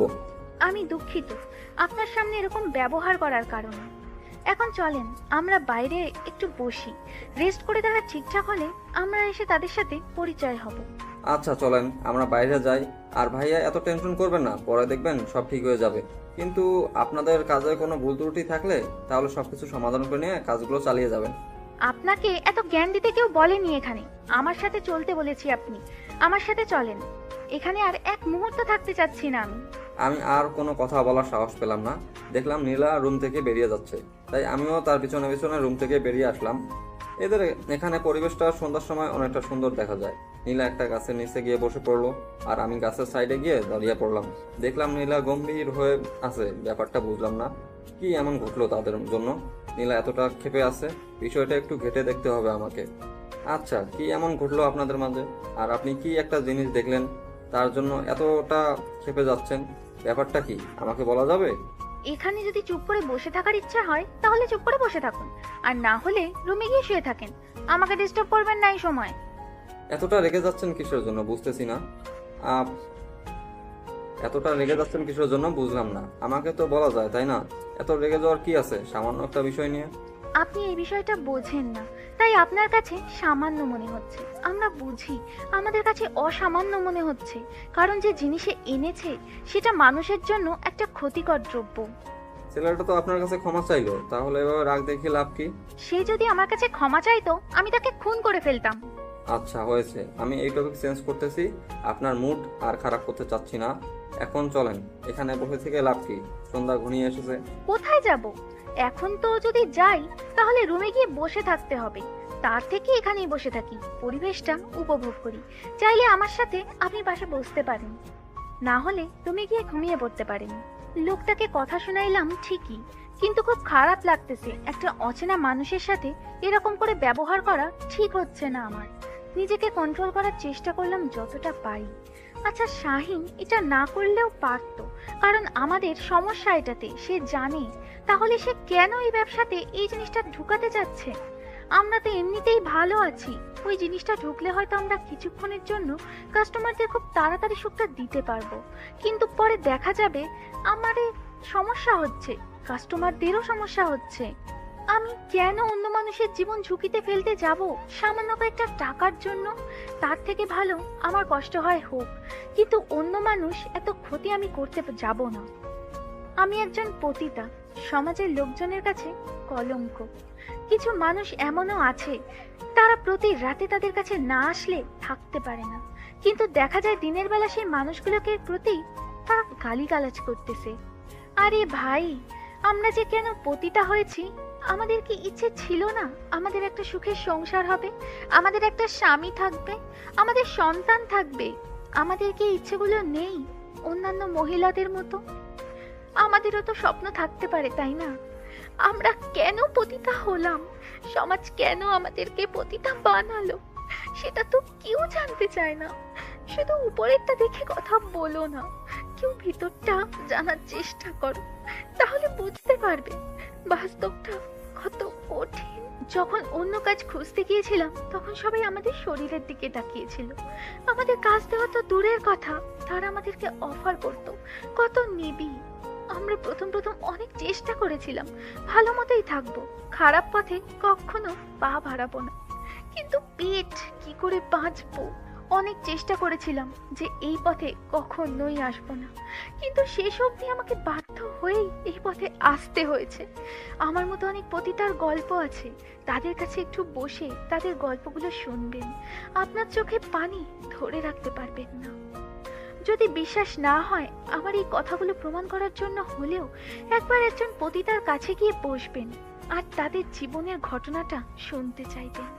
যদি আপনি তার কাছ থেকে করুণ ঘটনা শুনে আপনার মনে হয় আপনার চোখ থেকে পানি না পড়ে, তাহলে এই ভিডিও নিচে কমেন্ট করে যাবেন, যা ইচ্ছে তাই। কি হলো, আপনি এইভাবে কান্না করতেছেন কেন? হঠাৎ বুঝলাম না। কি হলো, আপনি এইভাবে কান্না করতেছেন কেন? হঠাৎ বুঝলাম না। কি হইলো আপনার আবার? কিছু না, আমি একদম ঠিক আছি, আমাকে নিয়ে টেনশন করতে হবে না। এমনি চোখে পোকা পড়েছে, তাই চোখ দিয়ে পানি পড়তেছে, এর থেকে বেশি কিছু না। আমি ছোট বাচ্চা না, আমাকে জ্ঞান দিতে আসবেন না, বুঝছেন? কি হয়েছে আমাকে বলবেন। আর আপনার ঘটনাটা তো এখনো শোনা হইল না। কবে জানি আমি এখান থেকে চলে যাই, কিন্তু আপনার ঘটনাটা তো এখনো শুনলাম না, আজকে বলবেন? আমার এখন ইচ্ছে করতেছে না, আপনাকে অন্য একদিন বলবো। এখন যদি মন মানসিকতা ভালো থাকবে সেই দিন। আর আপনি এখন কোথায় চলে যাচ্ছেন? আমাদের এখানে থাকবেন না নাকি? আমাদের কাছে থাকতে আপনার ভালো লাগে না, যার জন্য ছেড়ে যাওয়ার কথা বলতেছেন? এমনি মজা করে বললাম, আপনি আবার সিরিয়াসলি নিয়ে নিতেছেন ব্যাপারটা, বুঝলাম না। মজা করলাম আপনার সাথে একটু। আচ্ছা, সেটা না হয় বুঝলাম। তাহলে এখন এখানে থেকে আমরা কি করব বলেন? তাদের সাথে কি একটু কথা বলা যাক? এত তাড়াতাড়ি আপনার সবকিছু ঠিক হয়ে গেল? আমার তো এখন যেতে ইচ্ছা করতেছে না। আপনার সাথে এখানে বসে থাকি, আর কিছুক্ষণ গল্প করি। আমাদের জীবনটা এরকম না যে বসে গল্প করব। আমার জীবনটা অন্য। আচ্ছা, আপনি তো এখন ভালো হয়ে যেতে পারেন এখন, তাই না? এই রাস্তা ছেড়ে দিয়ে ভালো হয়ে যান, চলেন দুজনে একসাথে কাজ করি। সেটা এখন সম্ভব না, কারণ আমি অনেকটা পথ হেঁটে এসেছি। এখন তো এই পথ থেকে ফেরার সম্ভাবনা নেই। মানুষের ইচ্ছাগুলো কি করতে না পারে? মানুষের ইচ্ছাগুলো সব করতে পারে। আপনি কেন এই রাস্তা ছেড়ে দিচ্ছেন না? সবাই আমাকে পতিতা হিসেবে চেনে। যেখানে যাব সবাই শুধু আমার রেট জানতে চাইবে। আর আপনার সাথে থাকলে তো আপনার মান সম্মান একটা বিষয় আছে, তাই না? আমার কোনো সমস্যা নেই, কারণ আমি একটা মানুষের ভালো রাস্তা দেখাচ্ছি। কে কি বলবে সেটা তো দেখার সময় নেই আমার। আপনি এইসব কাজ ছেড়ে দেন, আমার সাথে চলেন। কালকে একসাথে কাজ খুঁজবো, দেখবেন যে অন্যরকম একটা আনন্দ খুঁজে পাবেন। ভেবে দেখেন, কিন্তু ওখানে সবাই আমাকে পতিতা হিসেবে চেনে। আপনাকে অনেক কটু কথা শুনতে হবে, বুঝছেন? আমাকে ভালো করার থেকে আপনি আপনারটা দেখেন, তাহলেই ভালো হবে। কত সমস্যার সম্মুখীন হতে হয় সেটা আমি হব, আপনাকে এই বিষয় নিয়ে টেনশন করতে হবে না। আমি শুধু এটাই চাই যে আপনি ভালো হয়ে যান। আপনার আবার কি হলো হঠাৎ করে? আমাকে এত ভালো করার জন্য উঠে পড়ে লেগেছেন কিসের জন্য শুনি? সেটা পরে দেখা যাবে। গল্প করতে করতে তো সন্ধ্যা ঘনিয়ে আসলো। এখন চলেন, রান্না করবেন, আমার ক্ষুধা লেগেছে। আপনি এত পেটুক কেন বুঝি না। আসলে আমি যখন গ্রামে ছিলাম তখন সবকিছু টাইম মতো করতাম, তাই আমার সময় অতিক্রম হলে ক্ষুধা একটু বেশি লাগে। তাই বলে মাত্র সন্ধ্যা পার হইল এখনই রাতের ভাত খাবেন? এটা মানুষের কথা? আরে চলেন তো, আস্তে আস্তে সবকিছু জানতে পারবেন। আমরা গ্রামের ছেলে, তাই একটু তাড়াতাড়ি ঘুমিয়ে যাই। আচ্ছা হয়েছে, আর এত বকবক করতে হবে না, চলেন যাওয়া যাক। আর এখানে থাকা যাবে না। আরে গ্রামের ক্ষেত মার্কা ছেলে আমরা, আমাদের এসব মানায় নাকি? চলেন। আজব ব্যাপার, আমি কি বললাম আর আপনি কি উত্তর দিলেন বুঝলাম না তো। আপনাকে বুঝতে হবে না, বুঝছেন? এখন চলেন। আর কালকে থেকে আপনার ব্যবসা বন্ধ, এটাই হলো বড় কথা। আপনি অযথা বৃথার চেষ্টা করতেছেন আর আমাকে একটু স্বপ্ন দেখাচ্ছেন। কয়েকদিন পর এখান থেকে চলে যাবেন আর আমাকে সে আগের পতিতা হয়েই থাকতে হবে। সেটা সময় বলে দেবে। এখন আর আমি কোনো কথা বলতে চাচ্ছি না, আর আপনিও কোনো কথা বলবেন না। চলেন এখান থেকে। আমিও মানুষটার কথা মতো চুপ হয়ে গেলাম। মানুষটা সামনে যাচ্ছে আর আমি মানুষটার পেছনে পেছনে যাচ্ছি। দুজনেই চলে আসলাম রুমের ভিতরে। মানুষটা বিছানায় বসে পড়লো আর আমি রান্না করার জন্য চাউল আর বাকি রান্না করার জন্য যে জিনিসপত্র লাগে সেগুলো নিয়ে রান্না করে চলে আসলাম। বুঝতেছি না মানুষটার মাথায় কি চলতেছে, এখন আবল তাবল কথা বলতেছে। বুঝলাম না তার মতি গতি। এখন দেখা যাক সময় কি বলে আর মানুষটা কি বলে।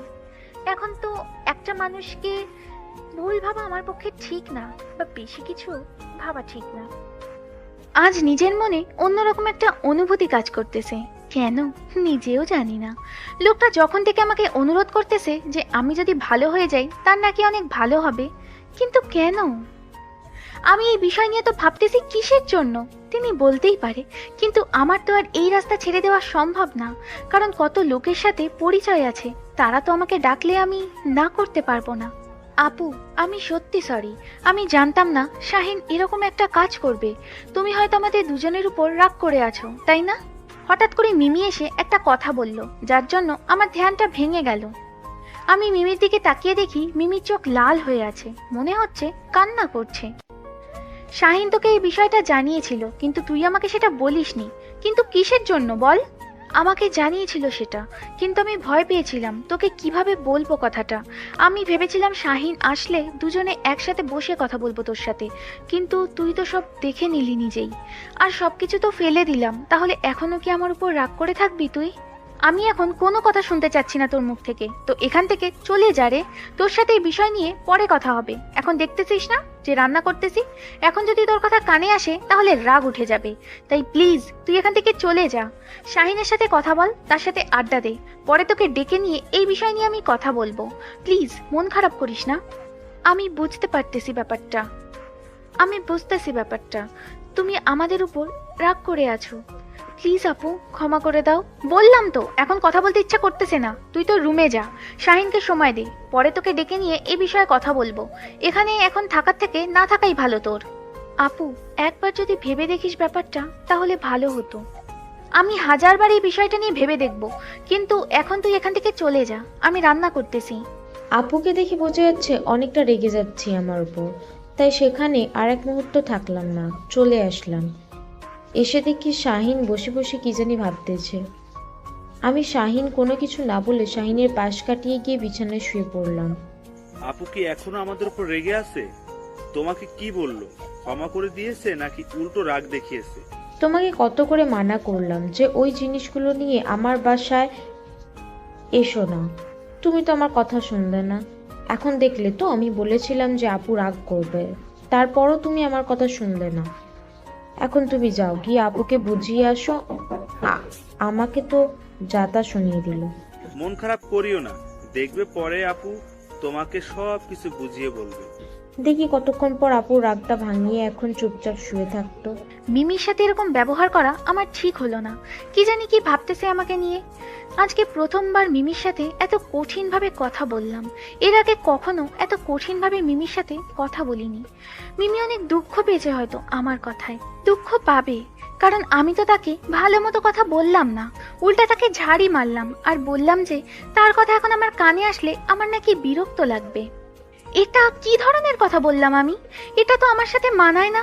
আমি কেন মিমিকে এত দুঃখ দিয়ে কথা বললাম? মিমির থেকে তো অনেকদিন পর আলাদা থাকবো, কেন আমি তার সাথে সম্পর্কটা নষ্ট করতেছি এখন আমি? কারণ সে আমার নিঃসঙ্গ জীবনে সঙ্গী হয়ে এসেছিল। তার সাথে এরকম আচরণ করা আমার বোধহয় ঠিক হলো না। মিমি, আমাকে ক্ষমা করে দিস। আমি নিজের ইচ্ছাতে এটা করতে চাইনি, ইচ্ছার বিরুদ্ধে গিয়ে তোকে এভাবে কথাটা বলেছি। আমাকে ক্ষমা করে দিস মিমি। কি ব্যাপার, রান্না করা বাদ দিয়ে মন খারাপ করে এভাবে বসে আছেন? ভাত যে এপাশে নষ্ট হয়ে যাচ্ছে, গন্ধ বেরোচ্ছে ভাত থেকে, পুড়ে যাচ্ছে, ব্যাপার কি? কি নিয়ে এত টেনশন করতেছেন? কখন যে ভাত পোড়া লেগে গেছে আমি বুঝতেই পারিনি। মিমির কথা টেনশন করতে করতে এদিকের খেয়াল হারিয়েই ফেলেছি। তাড়াহুড়ো করে ভাতের হাঁড়িটা চুলা থেকে নামিয়ে রাখলাম। ওনার দিকে তাকিয়ে দেখি উনি অবাক দৃষ্টিতে আমার দিকে তাকিয়ে আছে। কি ব্যাপার, আপনি এভাবে আমার দিকে তাকিয়ে আছেন? কি ব্যাপার কি? আচ্ছা বলেন তো, আজকে আপনার কি এমন হয়েছে যার জন্য আপনি বারবার কান্না করতেছেন? ব্যাপার কি? আপনার কি চোখে সমস্যা আছে? আমি রান্না করতেছি, আর রান্না করতে আসলে আমার চোখ দিয়ে পানি পড়ে। আমি কান্না করতেছি না তো? আর কত আমার সামনে এভাবে অভিনয় করবেন? বুঝতেছি না, ভালোই তো অভিনয় করতে পারেন। আরে আমি কি অভিনয় করলাম? আপনিও এখানে বসে থাকেন, চুলার ধোঁয়া এসে আপনার চোখেও লাগবে, আর আপনার চোখ থেকেও পানি পড়বে। বিশ্বাস না হলে এখানে বসে থাকেন। আচ্ছা হয়েছে, আর ঝগড়া করতে চাচ্ছি না আপনার সাথে। তাহলে রান্নাটা কত দূর? এই তো ভাত রান্না করা শেষ, এখন তরকারিটা রান্না করব। আপনি এত পেটুক মানুষ, আপনাকে তো দেখে বোঝা যায় না। এখানে আবার আমি পেটুক হলাম কিভাবে? অনেক হয়েছে আপনার বকবকানি, এখন এখান থেকে চলে যান, আমাকে রান্না করতে দেন। কত ক্ষুধা লেগেছে লাগুক। আজকে আমার কষ্টটা আপনি বুঝলেন না, তাই একটু তাড়াতাড়ি রান্না করেন না প্লিজ। যদি আপনি আমার সাথে এত বকবক করেন, তাহলে আমি রান্না করব কিভাবে? আর রান্নায় মনোযোগ দিতে না পারলে রান্নাটা তাড়াতাড়ি হবে কি করে? রান্না করতে আমার মনোযোগ দিতে হয়, আজকে প্রথম শুনলাম। রান্না করতে মনোযোগ দিতে হয় না, এটা আজকে আমি আপনার মুখ থেকে প্রথম শুনলাম। রান্নায় যদি মনোযোগ না দিই, তাহলে রান্নাটা সুস্বাদু কি করে হবে? আপনার সাথে আমি কথা বলতে পারবো না, তাই আমি এখান থেকে চলে যাচ্ছি। আপনি আপনার মন দিয়ে রান্নাটা শেষ করুন আর সুস্বাদু করে তুলুন। আপনি যদি পুরুষ না হয়ে মহিলা হতেন তাহলে আরো ভালো হতো, কারণ আপনি যে এত পরিমাণ ঝগড়া করতে পারেন আপনাকে প্রথমে দেখে বুঝতেই পারিনি, কিন্তু এখন হাড়ে হাড়ে বুঝতে পারতেছি। এটা কি বললেন আপনি? আপনার কাছ থেকে এটা কখনো আশা করিনি আমি। আপনি আমাকে মেয়ে হতে বলতেছেন? আপনাকে কিচ্ছু আশা করতে হবে না, বুঝছেন? এখন আপনি এখানে চুপচাপ মেরে বসে থাকেন, না হলে ঘরে গিয়ে শুয়ে থাকেন। আমাকে রান্না করতে দেন। এত বকবক করলে রান্নার কাজ করবো কিভাবে আমি? আচ্ছা তাহলে আমি এখান থেকে চলে যাচ্ছি, আপনি রান্নার কাজটা শেষ করুন তাড়াতাড়ি। কথাটা বলে আমি সেখান থেকে চলে আসলাম। এখানে আর কি করব, অনেক জ্বালাইলাম, আর এখন জ্বালানো ঠিক হবে না, তাহলে অতিরিক্ত হয়ে যাবে। রান্নাঘর থেকে বের হয়ে একটু দূরে একটা গাছের নিচে বসে পড়লাম। আজকে চাঁদটা অনেক উজ্জ্বল দেখাচ্ছে, মনে হচ্ছে আজকে চাঁদটা পরিপূর্ণ হয়ে ফুটে উঠেছে। গাছের নিচে বসে চাঁদের দিকে তাকিয়ে আসি, অন্যরকম একটা অনুভূতি নিয়ে আসতেছে মনের ভিতর। আজকে বাসার কথা খুব মনে পড়তেছে। যদি তারা আমাকে ভুল না বুঝতো তাহলে হয়তো এই পরিস্থিতির শিকার হতে হতো না আমাকে। আজকে আমার এসব কিছুই থাকতো না। যেটা ভাগ্যে ছিল সেটাই হয়েছে, এত কিছু ভেবে লাভ কি? এক দৃষ্টিতে চাঁদের দিকে তাকিয়েই রইলাম। আজকে চাঁদের সাথে কথা বলবো। প্রথমে তো ভেবেছিলাম লোকটা অনেক গম্ভীর স্বভাবের, এখন দেখতেছি না, লোকটা অনেকটা ফুরফুরা মাইন্ডের, অনেক মজা করতে পারে, আর কারোর যদি মন খারাপ থাকে তার মন ভালোও করতে পারে। লোকটার সাথে দেখা হওয়ার পর থেকে আমার জীবনটা কেমন জানি পরিবর্তন হতে চলেছে, কিন্তু আমার তো পরিবর্তন হওয়া যাবে না। যদি পরিবর্তন হই তাহলে খাবো কিভাবে, পড়বো কিভাবে, চলবো কিভাবে? লোকটার সাথে গতকাল ছিলাম, আজকে সারা দিন ছিল, তাই কোথাও যাওয়া হয়নি, কিন্তু আজকে রাতে দেখি একটা কাস্টমার সন্ধানে বেরোতে হবে, না হলে কয়েকদিন পর তো হাতের টাকা শেষ হয়ে যাবে। রান্নার কাজ দ্রুত শেষ করলাম, শেষ করে ঘরে নিয়ে আসলাম খাবারগুলো। এসে দেখি লোকটা ঘরে নেই। গেল কোথায় তাহলে? আশেপাশে তাকিয়ে দেখলাম কোথাও দেখা যাচ্ছে না। আমার সাথে রাগ করে আবার কোথাও চলে গেল না তো? এটা কিভাবে সম্ভব? আমি তো তার সাথে শুধু মজা করতেছিলাম। লোকটা কি সিরিয়াসলি নিয়ে নিল আমার কথাগুলো? না, এটা হতে পারে না। এত রাতে কোথায় যাবে উনি? ঘর থেকে বেরিয়ে একটু উকি দিয়ে দেখলাম লোকটা একটা গাছের নিচে বসে আছে। কি ব্যাপার, হঠাৎ করে উনি এত রাতে বাইরে একা একা কি করতেছে? আমি ধীরে ধীরে লোকটার কাছে গিয়ে দাঁড়িয়ে পড়লাম। কিছু বললাম না, নিঃশব্দে পিছনে দাঁড়িয়ে রইলাম। দেখি লোকটা কি দেখতেছে। লক্ষ্য করে দেখলাম লোকটা চাঁদের দিকে এক দৃষ্টিতে তাকিয়ে আছে। বুঝলাম না, চাঁদের দিকে এক দৃষ্টিতে তাকিয়ে থাকার কি আছে? আজকে নতুন করে তাদের রূপ বেরিয়েছে নাকি? এইখানে এইভাবে একা একা বসে আছেন কিসের জন্য শুনি? আজকে চাঁদটাকে দেখতে ভীষণ সুন্দর লাগতেছে, তাই চাঁদটাকে দেখতেছি। অনেক চাঁদ দেখেছেন, এখন চলেন, খাবার রেডি, এখন গিয়ে খাবারগুলো খেয়ে নেন। এত তাড়াতাড়ি হয়ে গেল? আমি তো ভেবেছিলাম আরো মনে হয় অনেক সময় লাগবে, কিন্তু আপনি এত তাড়াতাড়ি কিভাবে করলেন? মেজাজ গরম করাবেন না, এখন চলেন না।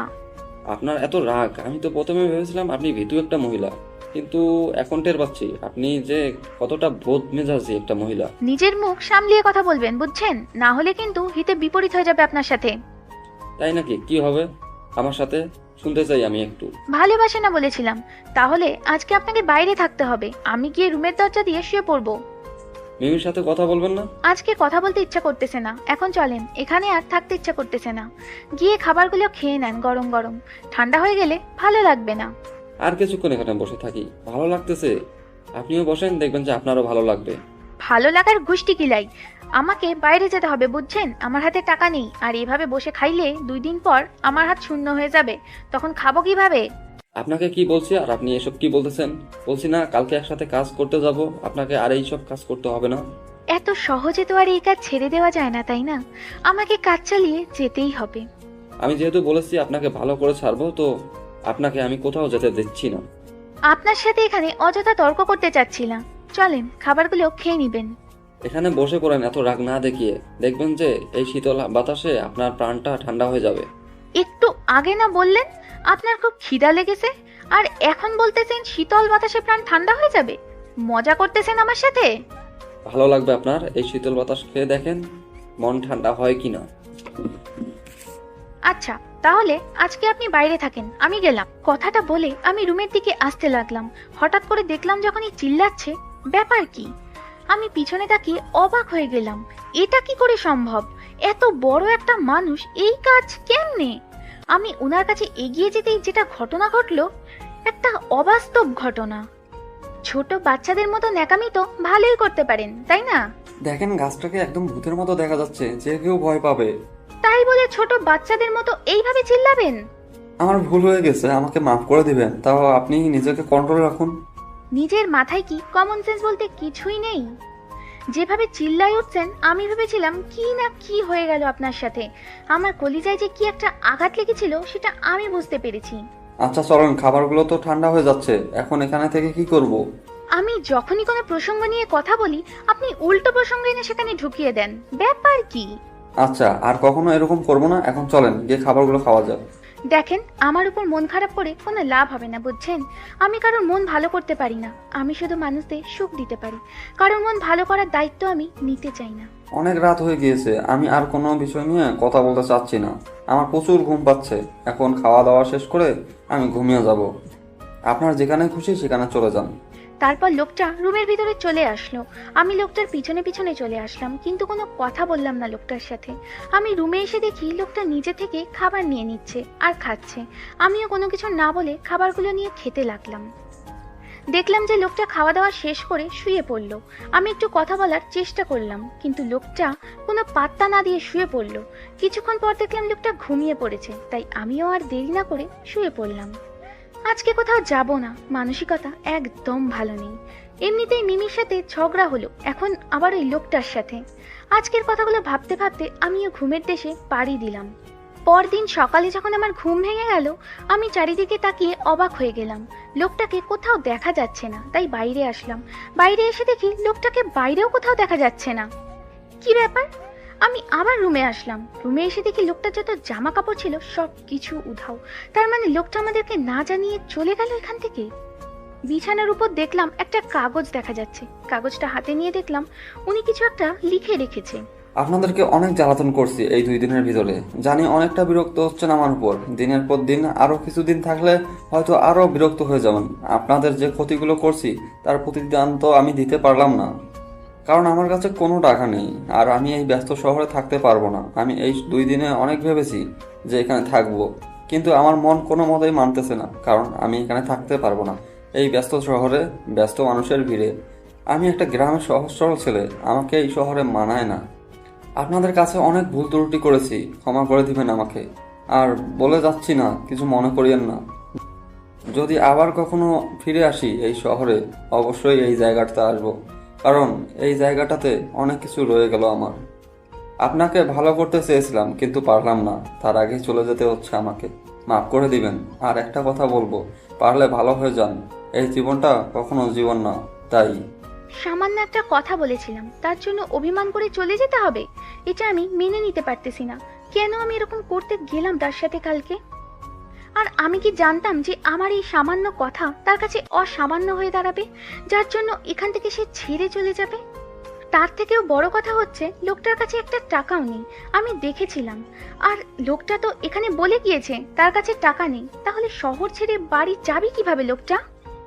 কেন যে এরকম করতে গেলাম লোকটার সাথে, খুব খারাপ লাগতেছে। এই 2 দিন লোকটার সাথে কতই না কথা বলেছি, কত আড্ডা দিয়েছি, কত খুনসুটি করেছি, কতই না রাগারাগি করেছি। আর সেই লোকটা চলে গেল, তাও আবার না বলে। খুব খারাপ লাগতেছে, ভিতরটা ফেটে যাচ্ছে। লোকটা যতই যাই হোক অনেক ভালো ছিল, আমাকে অনেক কিছু শিখিয়ে দিয়ে গিয়েছে। তার জন্য দোয়া করব লোকটা যেন ভালো থাকতে পারে সারা জীবন। কিন্তু নিজের মনটাকে যে মানাতে পারতেছি না, কলিজাটা ফেটে যাচ্ছে। কেন এরকম করতে গেলাম কালকে রাতে? এরকম একটা আচরণ করা ঠিক হয়নি। তার সাথে খারাপ আচরণ না করলেও পারতাম। লোকটা তো এমনিতেই একটু ভয় পায়। কিরে, এভাবে কান্না করছিস কিসের জন্য? তোর আবার আজকে কি হলো নতুন করে? লোকটা চলে গিয়েছে রে মিমি। কি বলছিস? কখন গেল? রাতে গিয়েছে, আমাকে কিছু বলে নাই। এই দেখ চিঠি। কি বলিস? এভাবে উনি চলে গেল কিসের জন্য? আমি তো লোকটার সাথে ভালো মতো কথাই বলিনি, তার আগেই চলে গেল। এখন আমি কি করব বল? লোকটার সাথে কিছু কথা ছিল আমার। এত টেনশন করিস না তো। টেনশন করলে তুই আবার অসুস্থ হয়ে যাবি। তোকে নিয়ে আবার আমি পরে টেনশন করতে পারবো না। আমি নিজেও জানি না আমার এত খারাপ লাগতেছে কিসের জন্য, কিন্তু প্রচুর খারাপ লাগতেছে। লোকটার সাথে যদি শেষবারের মতো কিছু কথা বলতে পারতাম। আচ্ছা, আমি গেলাম। তুই এখানে একটু একা একা থাক, তাহলে ভালো লাগবে। এখন আমার কথাগুলো তোর ভালো লাগবে না। আমি গেলাম। মিমি কথাটা বলে সেখান থেকে চলে গেল। মানুষটার কথা খুব মনে পড়তেছে। কেন যে তিনি আসলো আমাদের এখানে আর এরকম করে চলে গেল, আর কেন যে আমি তার সাথে খারাপ ব্যবহার করলাম, এখন নিজেরই খুব খারাপ লাগতেছে, যেটা বলার বাহিরে। কি করব বুঝতেছি না, ভিতরটা ফেটে যাচ্ছে। যদি লোকটা ফিরে আসতো তাহলে। আর এই বিষয়টা নিয়ে ভাবতে পারতেছি না। যতই ভাবছি ততই কান্না পাচ্ছে খুব। তাই নিজেকে একটু কন্ট্রোল করার চেষ্টা করলাম। তার উপর যেটা মায়া ছিল সেই মায়াটা কাটানোর চেষ্টা করতেছি। তাই ঘুমের জন্য বিছানায় শুয়ে পড়লাম। যাই হোক, তাহলে শেষ পর্যন্ত একটা কাজ খুঁজে পেলাম। এখন তাহলে বাসায় ফেরা যাক। কিন্তু যে ঘটনা ঘটিয়ে এসেছি, কি যে হয়ে আছে সেখানকার অবস্থা, আমি গেলে যে কি শুরু হয়ে যাবে বুঝতেছি না তো। জঙ্গলের পথ ধরে বাসার দিকে আসতে লাগলাম। বাসার কাছাকাছি এসে পুরোটা বাড়ি শান্তশিষ্ট হয়ে আছে, কাউকে দেখা যাচ্ছে না। কলিজা শুকিয়ে যাচ্ছে, কি জানি কি হচ্ছে ভিতরে। আমি তো যে ঘটনা ঘটিয়েছি, আমাকে দেখলে কি বলবে। আমি ভয়ে ভয়ে লুকিয়ে দেখলাম যে কেউ দেখা যাচ্ছে না, তাই ঘরে প্রবেশ করলাম। আমি ভয়ে ভয়ে বিছানায় এক সাইডে গিয়ে বসে পড়লাম। ওনাকে দেখে কিছুক্ষণ তাকিয়ে রইলাম, কারণ দেখে বোঝা যাচ্ছে যে কান্না করছিল মনে হয়, কারণ চোখের নিচে একটু দাগ হয়ে আছে পানির। আমার কেন জানি মনে হচ্ছে আমার রুমে কেউ প্রবেশ করেছে, কিন্তু কতটা সত্যি সেটা চোখ খুললে বুঝতে পারবো। চোখ খুলে পাশে তাকিয়ে আমি অবাক দৃষ্টিতে তাকিয়ে রইলাম পাশে বসে থাকা মানুষটার দিকে। এটা কিভাবে সম্ভব? আমি স্বপ্ন দেখতেছি না তো? আমি তো ঘুমিয়েছিলাম, স্বপ্ন হতে পারে, এটা কখনো বাস্তব হতে পারে না। এভাবে অবাক হয়ে তাকিয়ে থাকার কি আছে? আমাকে দেখে কি মনে হচ্ছে যে আমি এখানে এসে ভূত বসে আছি? আমি কি যেটা দেখতেছি সত্যি দেখতেছি নাকি? আপনি আমার গায়ে চিমটি কাটেন তো আগে। যেটা দেখতেছেন সত্যি দেখতেছেন, চিমটি কাটতে হবে না। কিসের জন্য? আমি তো জলজান্ত এখানে একটা মানুষ বসে আছি, আর আপনি আমার সাথে কথা বলতেছেন, তাও বিশ্বাস হচ্ছে না? আপনি এখানে এসেছেন কিসের জন্য? আমাদের মতো খারাপ মানুষদের বাসায়? আপনাকে তো এখানে মানায় না। আপনি চলে যান এখান থেকে। আর আপনি যেভাবে চলে যাবেন আমি কখনো কল্পনাও করতে পারিনি। চোরের মতো পালিয়ে যাবেন। আমাকে বললে কি আমি যেতে দিতাম না নাকি? আপনাকে এখানে কি আমরা বন্দি করে রেখেছিলাম? সবকিছু একটু লিমিট মতো করা লাগে, অতিরিক্ত করলে সবার জন্য সেটা ক্ষতিকর। আপনি চলে গিয়েছেন, আমাদের কি অবস্থা হয়েছে জানেন আপনি? আপনার কাছে কোনো টাকা নেই, আপনি চিঠিতে লিখে গিয়েছেন সেটা। সেখানেও বলেছেন আপনার কাছে কোনো টাকা নেই। তাহলে আমাদের মনে কি হতে পারে একটু বুঝতে পারতেছেন? আমাদের টেনশনটা কি পরিমাণ হয়েছে? আপনি যদি বলতেন যে আপনি বাসায় যাবেন, হয়তো আমাদের কাছে টাকা ছিল না, কিন্তু আমরা কারোর কাছ থেকে ধার করে নিয়ে আপনাকে বাসায় পাঠিয়ে দিতাম। আপনার যেহেতু এখানে মন বসতেছে না, আর আমরা তো আপনাকে বাধ্য করতেছি না যে এখানেই থাকতে হবে, তাই না? আপনি কোনো অপরাধ করেননি যে আপনাকে এখানে আমরা বেঁধে রাখবো। এখন আমাকে কিছু বলতে দেন, তারপর আপনার যত কথা আছে সব শোনাবেন। এখন আমি বলবো, আপনি শুনবেন, এর থেকে একটা কথাও বলবেন না। আপনি এখান থেকে চলে গিয়েছেন না, একটা চিঠি লিখে গিয়েছেন। আমাদের মনের অবস্থা কি হবে একবারও ভেবেছেন? বুঝতে পেরেছেন? আর আমাদের মনের অবস্থাটা একটু আপনার বোঝা উচিত ছিল। মেনে নিলাম আপনি আমাদের সাথে মজা করতেছিলেন, কিন্তু কেউ কারোর সাথে এরকম মজা করে? এখন আপনি বলবেন আপনি মজার ছলে চলে গিয়েছেন, এটাই তো, তাই না? আপনি যা বলছেন সব সত্যি, কিন্তু আমি সত্যি সত্যি চলে যেতাম। কিন্তু আবার কি? আবার ফিরে আসলেন কেন এখানে? আমাদের মতো খারাপ মানুষদের মাঝে আপনি তো ভালো মানুষ, আপনি চলে যেতে পারতেন। এখানে ফিরে আসার মানে কি? আসলে আমার গ্রামের বাসায় অনেক সুন্দর ভালো একটা পরিবেশ ছিল, আর আমার পরিবারও অনেক সুন্দর ছিল, কিন্তু হঠাৎ মাঝপথে আমার মা মারা যায়। তখন আমার বাবা দ্বিতীয় বিয়ে করে, আর দ্বিতীয় মা আমার উপর এতই অত্যাচার করে প্রতিদিন, যেটা আপনি শুনলেও হয়তো আপনার চোখে থেকে পানি পড়বে। যেমন আপনার একটা করুণ কাহিনী আছে, তেমন আমারও একটা করুণ কাহিনী আছে, যার জন্য আজকে আমি ঢাকা শহরে আসতে বাধ্য হয়েছি। তাহলে আপনি একটা বিয়ে করে নিয়ে শ্বশুরবাড়ি চলে যেতে পারতেন। শহরে এসেছেন কিসের জন্য? মুখে একটা কথা বলা যায়, আর সেটা কাজ করে দেখানোর মধ্যে আকাশ পাতাল পার্থক্য রয়েছে। আপনি সেটা ভালো করে জানেন। তাহলে আবার এখানে ফিরে আসলেন, ব্যাপার কি? আবার কি উদ্দেশ্য নিয়ে আসলেন এখানে? উদ্দেশ্য নিয়ে আসবো কিসের জন্য? পার্মানেন্টলি থাকতে এসেছি এখানে, কারণ আমি একটা কাজ খুঁজে পেয়েছি, আর এখান থেকে কোথাও যাচ্ছি না। এখান থেকে বেশি দূর না, অল্প কিছুক্ষণ গেলেই কাজের স্থান পৌঁছে যায়। তাই একদম ঠিক করে নিয়েছি আর কোথাও যাব না। যতই কষ্ট হোক এখানেই থাকবো। দেখেন একটা কথা বলি, আমরা খারাপ মানুষ। আমাদের এখানে থাকার আগে বেশ কিছুবার ভেবে দেখেন, আপনি অন্য কোথাও থাকতে পারবেন। আমাদের এখানে থাকার থেকে না থাকাই ভালো আমার মনে হয়। এখন এত কথা বলতে পারবো না, প্রচুর ক্লান্ত লাগতেছে। আপনি একটু সরে পড়েন, আমি শুবো। আমার প্রশ্নগুলোর উত্তর দিবেন, তারপর কত ক্লান্ত লেগেছে সেটা আপনার ব্যাপার, কিন্তু আমার প্রশ্নগুলো এখনই উত্তর চাই।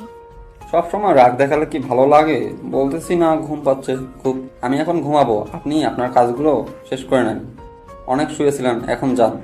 আজব কথাবার্তা বলতেছেন তো। আমি কি বলতেছি আর উনি কি বলতেছেন? রাগ তোলাবেন না কিন্তু আমার। অনেক তো কান্না করেছেন, এখন খুশিতে গিয়ে রান্না করে আনেন রাত্রের জন্য। কে বলেছে আমি কান্না করছি? আপনি নিজের মুখটা বন্ধ রেখে শুয়ে থাকেন, ফালতু লোক কোথাকার। আমি ফালতু লোক সেটা আপনাকে বলতে হবে না। আপনি যান আর নিজের কাজগুলো করে আসেন গিয়ে। ওনাকে রাগ দেখাচ্ছি ঠিকই উপরে উপরে, কিন্তু ভেতরে অনেকটা ভালো লাগতেছে উনি ফিরে এসেছে তার জন্য। এখন মনের মধ্যে অনেক শান্তি কাজ করতেছে, কারণ লোকটা হঠাৎ করে চলে গিয়েছিল না বলে। তাই এত পরিমাণ কষ্ট হবে আমি কখনো ভাবতে পারি না একটা অচেনা লোকের জন্য। যাই হোক, লোকটাকে দেখলাম উনি শুয়ে পড়ল, মনে হচ্ছে অনেক ক্লান্ত হয়েছে। তাই আমি রান্নাঘরে চলে আসলাম। ওনার জন্য কিছু নাস্তা রেডি করতে হবে, সারাদিন কাজ খুঁজতেছিল, তার জন্য কোনো কিছু খাইতে পারিনি, আর তার কাছে তো টাকা নেই, খাবে কি করে? কিরে, তোর নাকি মাথা ব্যথা করতেছে? মন খারাপ এখনো? আবার রান্নাঘরে ব্যাপার কি? আমি রান্না করতেছি, তুই শুয়ে থাক। যার জন্য মন খারাপ ছিল সে তো এখন এখানে চলে এসেছে, তাই মনটা ভালো হয়ে গিয়েছে, আর তার জন্য ভালো কিছু রান্না করবো আজকে। তুই গিয়ে শাহিনের সাথে কথা বল। শাইনের সাথে পরে কথা বলবো, আগে মানুষটার সাথে কথা বলে আসি। আজকে 3 দিন হয়ে যায়, তার সাথে ভালো মতো কথা বলতে বলতে পারিনি। নাকি তোর আবার হিংসা হবে যদি আমি যাই আর কিছু করি তার সাথে? যা ইচ্ছা করতে পারিস, আমার এটা নিয়ে কোনো সন্দেহ নেই, কারণ মানুষটা এত ভালো তোকে কাছে যেতেই দেবে না। আচ্ছা, তোর মুখে তো তার অনেক প্রশংসা শুনেছি, আর এখন শুনতেছি। এখন আমি যাই, দেখি। আচ্ছা, কথা বল, কিন্তু শান্তশিষ্টভাবে কথা বলিস, লোকটা অনেক ভদ্র, এই কথাটা মাথায় রাখিস। আমাকে নিয়ে কোনো টেনশন করতে হবে না তোকে। তুই তোর কাজ কর, আমি আমার কাজ করতেছি গিয়ে। কথাটা বলে মিমি আমার এখান থেকে চলে গেল আমাদের রুমে, আর আমি এদিকে রান্নায় মনোযোগ দিলাম, কারণ আজকে ভালো কিছু রান্না করতে হবে। মানুষটা এখানে এসেছে থেকে ভালো কিছু খাইতে পারে না, আজকে মন ভালো আর হাতে টাকাও আছে, তাই কোনো টেনশন হচ্ছে না। ভালো কিছু বাজার করে নিয়ে আসা হয়েছে শাহিনের জন্য। এখন যেহেতু মানুষটাও এসেছে, তাহলে একসাথে দুইটাই হয়ে যাবে, মনটাও ভালো থাকবে আর রান্নাটাও সেই মজাদার হবে আজকে। কি ব্যাপার, আপনাকে তো আজকে দেখতে পেলাম না, কোথায় গিয়েছিলেন? আমি শুয়েছিলাম, হঠাৎ করে দেখলাম একটা মেয়ে আমাদের রুমে চলে আসলো। আমি সেই দিকে খেয়াল না করে শুয়েছিলাম, কিন্তু হঠাৎ করে মেয়েটা যখন কথা বললো তখন বুঝতে পারলাম মেয়েটা আর কেউ না, মিমি। তাই উঠে পড়লাম বিছানার উপরে। কাজ খোঁজার জন্য বাইরে গিয়েছিলাম সকালে, কিন্তু একটা অঘটন ঘটিয়েছিলাম, যার জন্য আমি একান্তভাবে সরি। আমি জানি আপনারা অনেক কষ্ট পেয়েছেন আমার এই ব্যবহারের জন্য। সেটা না হয় বুঝলাম, কাজ করতে গিয়েছিলেন, কিন্তু আমাদের অত্যন্ত একটু জানিয়ে যেতেন, তাহলে তো আমরা আর এত টেনশন করতাম না। আমারটা বাদ দেন, আপুর কি অবস্থা হয়েছিল সারাদিন, বিছানা থেকেই ওঠেনি, মাত্র উঠে এখন রান্নাঘরে চলে গেল আপনাকে দেখার পর। তার জন্য আমি আবারও আপনাদের কাছ থেকে ক্ষমা চাচ্ছি, আমাকে ক্ষমা করে দিবেন। আমি আর কখনো এরকম করব না। আর সব থেকে বড় কথা হচ্ছে যে আমি আপনাদেরকে ছেড়ে আর কখনো যাচ্ছি না, কারণ এইখানে একটা কাজের সন্ধান পেয়েছি, এখানে কাজ করব আর এখানে থাকবো। এটা তো অনেক খুশির একটা কথা। তার থেকে বড় কথা হচ্ছে যে আপনাকে তো রুমের বাইরে দেখাই যায় না, সারাদিন রুমের ভিতরে কি করেন? আমাদের সাথে আসবেন, বসবেন, আড্ডা দিবেন। সেটা তো বুঝতে পারলাম, কিন্তু আপনার যে হবু স্বামী এসেছে তাকে তো আপনাকে সময় দিতে হবে। সে আমাকে যদি আপনার পাশে দেখতে পায় তাহলে তো তার জ্বালাতন শুরু হয়ে যাবে, আমি বুঝি, তাই না? তার জন্য আপনার কাছে এখন যাচ্ছি না, যখন আপনার হবু স্বামী চলে যাবে তখন না হয় বসে আড্ডা দেওয়া যাবে আপনার সাথে। আচ্ছা, তাহলে আমি এখন গিয়ে আপুকে রান্নার কাজে সাহায্য করি, আপনার সাথে পরে না হয় আড্ডা হবে। খাওয়ার পর আজকে জমিয়ে আড্ডা দিব সবাই মিলে। আচ্ছা, তাহলে আপনি গিয়ে আপনার আপুকে রান্নার কাজে সাহায্য করেন, আমার কিছু কাজ আছে, আমি কাজগুলো সেরে নিচ্ছি তাহলে। তারপর মেয়েটা রুম থেকে বেরিয়ে গেল। আমি বিছানায় বসে বসে চিন্তা করতে লাগলাম, সমাজের কিছু মুখোশধারী মানুষ আছে, মুখোশহীন খারাপ মানুষ হয়তো ভালো আছে তাদের থেকে। এটা আমার কাছে একটা বাস্তব উদাহরণ হয়ে থাকবে, কারণ আমি তো আজকে 3 দিন হলাম এখানে আছি। এদের ব্যবহার দেখে আমি মুগ্ধ। এরা যতই খারাপ হোক না কেন, এটা অতিথিকে কখনোই অসম্মান করে না। সমাজের এমন লোক আছে যে সবাইকে দেখাবে ভালো, কিন্তু তার ভিতরে খোঁজ খবর নিয়ে দেখেন জঘন্যতম খারাপ সে। প্রতি রাতেই পতিতার কাছে আসে, আর দিনের বেলা পতিতার যত বাজে গালি দেয়, আর তারাই প্রতি রাতে পতিতার কাছে আসে, কিন্তু উপরে উপরে নিজেদের কতটা যে ভালো দেখায় সেটা হয়তো আমরা বুঝতে পারি না, কারণ তারা তো সমাজে মুখোশের আড়ালে থাকে। আমার মনে হচ্ছে এখন সমাজের পতিতারাই হয়তো খারাপ, কিন্তু তাদের মনের ব্যাপারগুলো অনেক ভালো, আর তাদের পেশাটা জঘন্যতম, কিন্তু তারা কি এই জঘন্যতম পেশাটা গ্রহণ করলো সেটাও তো আমাদেরকে ভাবতে হবে। আমরা যদি সকল শ্রেণীর মানুষদের কাজের সুযোগ করে দেই তাহলে কখনো একটা মেয়ে পেটের জন্য পতিতা হয়ে যাবে না। কি ব্যাপার, এত তাড়াতাড়ি তোকে রুম থেকে বের করে দিল? কি বলেছিস তাকে, নাকি খারাপ কিছু কথা বলেছিস? তোর মাথায় সবসময় কি ঘোরে শুনি? আমি একটা ভালো লোকের সাথে কথা বলে আসলাম, ভালো কথা বলবি তা না বলে উল্টোপাল্টা কথা বলতেছিস।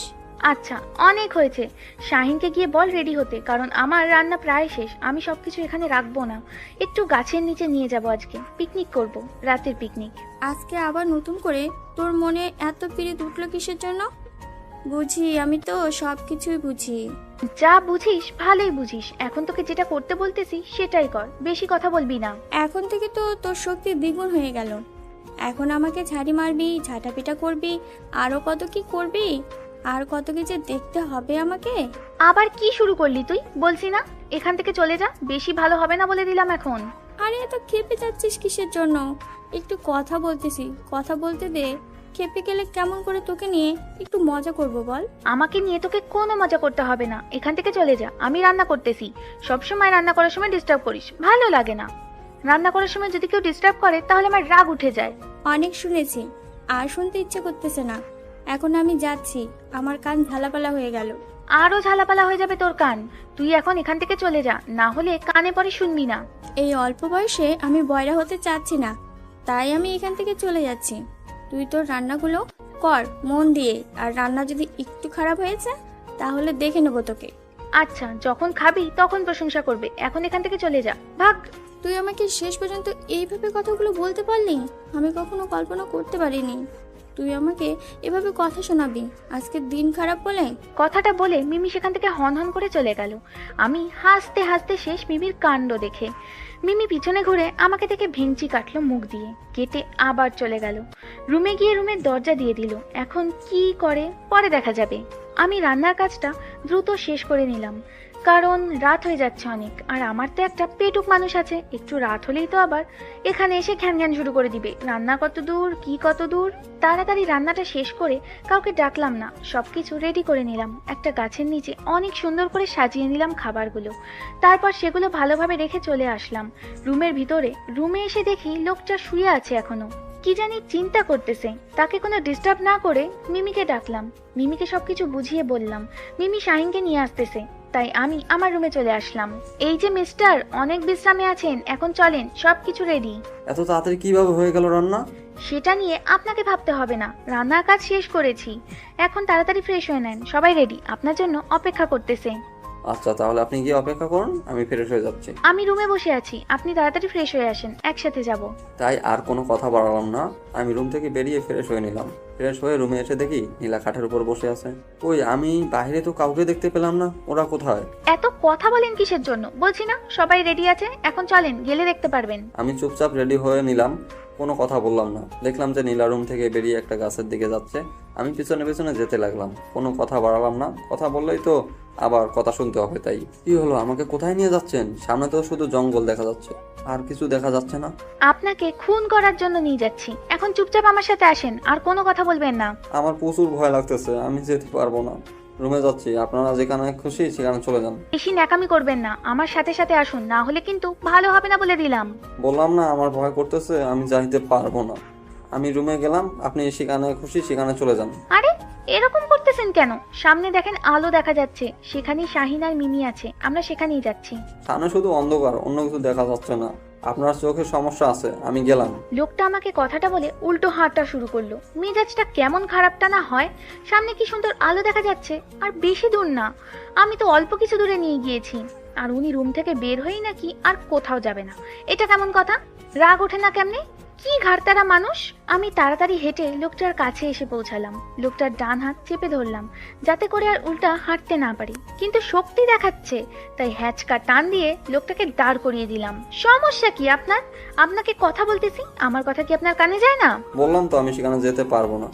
আমার খাবারগুলো ঘরে নিয়ে আসবেন, আমি ঘরেই আছি। আচ্ছা, এখন একটু অপেক্ষা করেন, আমি মিমিকে ডাক দিয়ে থাকি। তার ফোনের লাইটটা জ্বালাতে বলতেছি, তখন তো আপনার বিশ্বাস হবে সেখানেই তারা আছে। আচ্ছা, এত রাতে বাইরে খাওয়া দাওয়ার আয়োজন করার কি আছে? আমার ভয় লাগতেছে, আপনাদের ভয় লাগে না? কিসের ভয়? এখানে তো কেউ আসবে না, আর এখানে তো কোনো হিংস্র প্রাণী নেই, তাহলে আমরা কিসের ভয় করব এখানে? আমি আপনার সাথে কোনো যুক্তি তর্কে পারবো না, আমার কোনো কথা শুনতে চাচ্ছি না এখন। আমার খুব ঘুম পাচ্ছে, আমি ঘুমিয়ে যাচ্ছি। আজকের জন্য আমি কিছু খাবো না। আমি এত কষ্ট করে রান্না করলাম আর আপনি শুয়ে পড়বেন, তাই না? একেবারে মেরে হাড্ডি ভেঙে দিব, চলেন আমার সাথে। লোকটাকে আর কোনো কথা বলতে না দিয়ে টানতে টানতে সেখানে নিয়ে যেতে ধরলাম। সামনে যেতেই আমরা মিমিদেরকে দেখতে পেলাম, তাই লোকটাকে ছেড়ে দিলাম, কারণ এখন আর লোকটা ভয় পাবে না।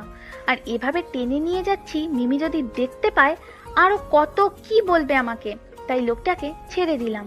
আমরা সেখানে পৌঁছাতেই মিমি যেটা বলা শুরু করে দিল সেটা স্বাভাবিক। কিরে, সে কখন এখানে এসেছি আমরা? এখানে তোদের জন্য কতক্ষণ ধরে অপেক্ষা করতেছি আমরা। আর বলিস না, মহা বিপদে পড়ে গিয়েছিলাম। বাদ দে সেসব কথা, এখন তাড়াতাড়ি সবকিছু রেডি করতো। তারপর মিমি আর আমি খাবারগুলো রেডি করতে লাগলাম।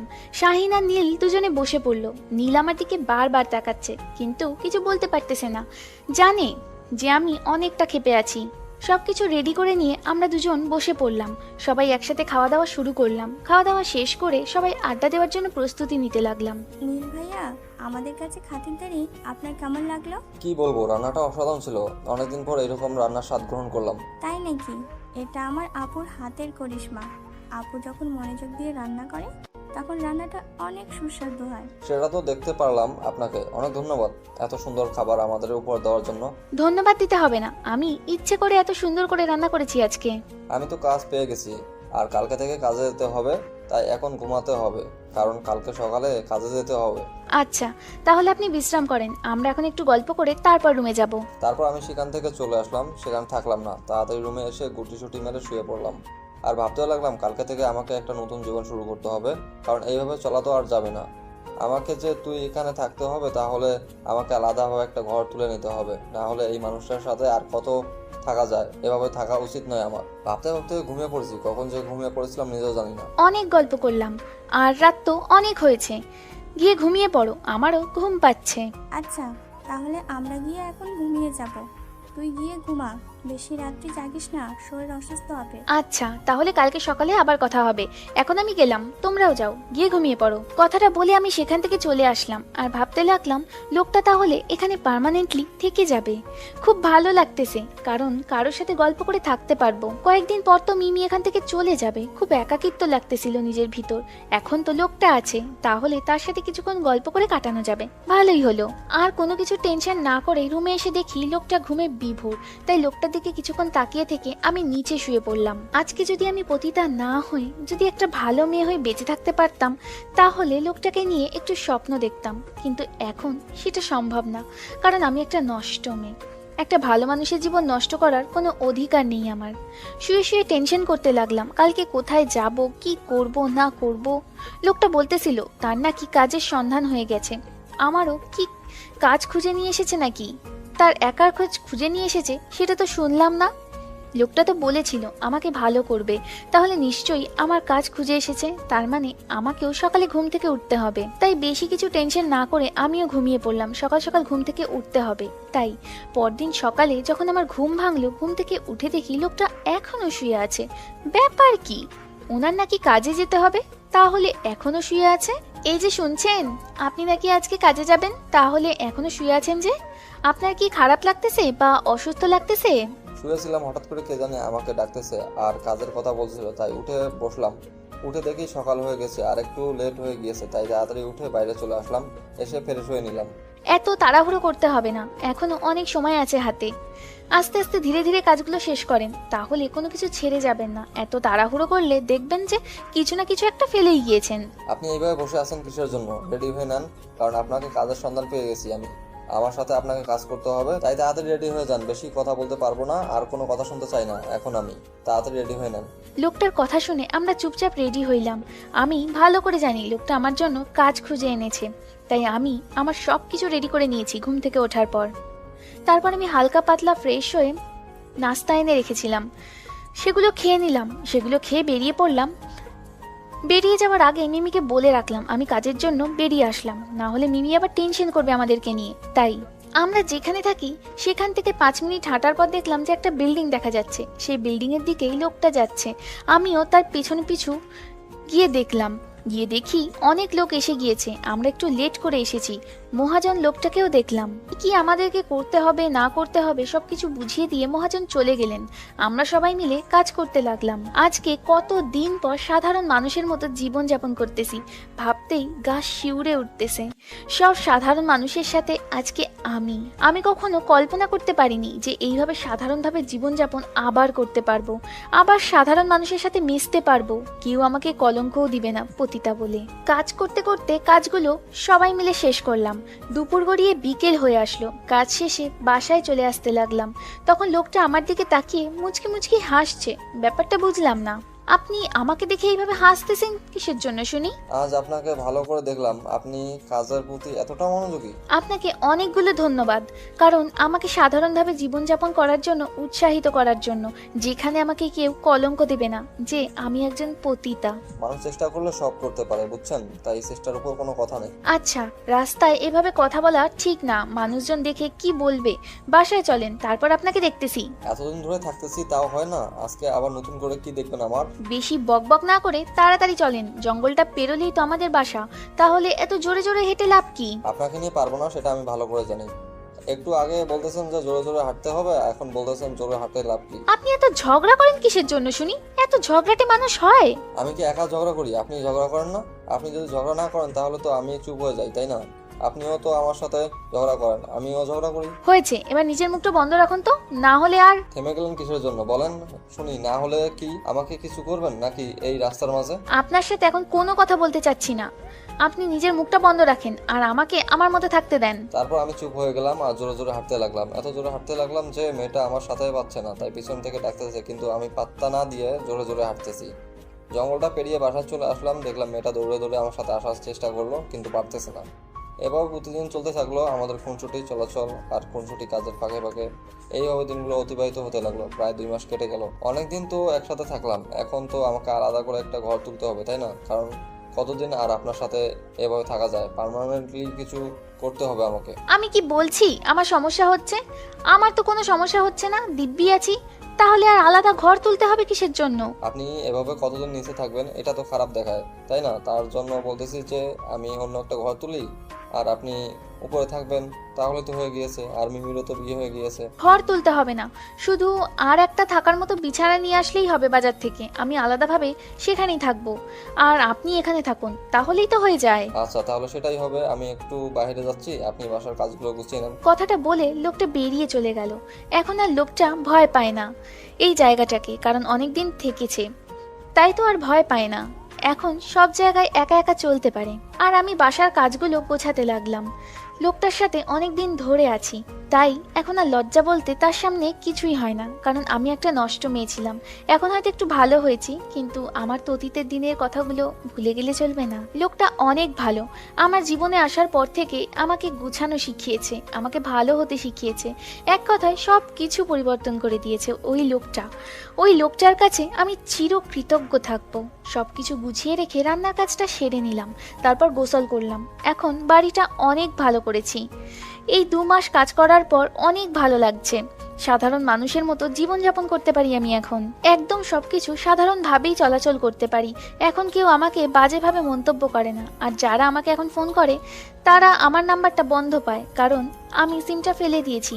একদম ভালো পথে চলে এসেছি শুধু এই লোকটার জন্য। আপনারা দোয়া করবেন আমি যেন সারা জীবন এভাবে ভালোভাবে অতিবাহিত করতে পারি। আপনাদেরকে অনেক ধন্যবাদ আমাদের গল্পটার পাশে থাকার জন্য আর এইভাবে আমাদেরকে সাপোর্ট করার জন্য। আশা করি ভবিষ্যতেও আপনারা এইভাবেই আমাদেরকে সাপোর্ট করবেন। জানি না গল্পটা কতটুকু ভালো লেগেছে আপনাদের, কিন্তু আমি গল্পটাতে একটা পতিতার জীবন কাহিনী তুলে ধরতে চেয়েছিলাম। তারা কেন পতিতা হয়, তারা কি ইচ্ছাকৃতভাবে পতিতা হয় নাকি বাধ্য হয়ে পতিতা হয়? আসলে সমাজের মানুষ সবাই ভালো হয় না, সবাই খারাপও হয় না। যদি সবাই সবার উপর সহমর্মিতা দেখায় তাহলে হয়তো আজকে এই জঘন্য পথ কাউকে বেছে নিতে হতো না। আপনার যতটুকু সামর্থ্য আছে আপনি সেই সামর্থ্য অনুযায়ী অপর একজন মানুষকে সাহায্য করুন, তাহলে হয়তো তার দুঃখ দুর্দশা বুঝবে।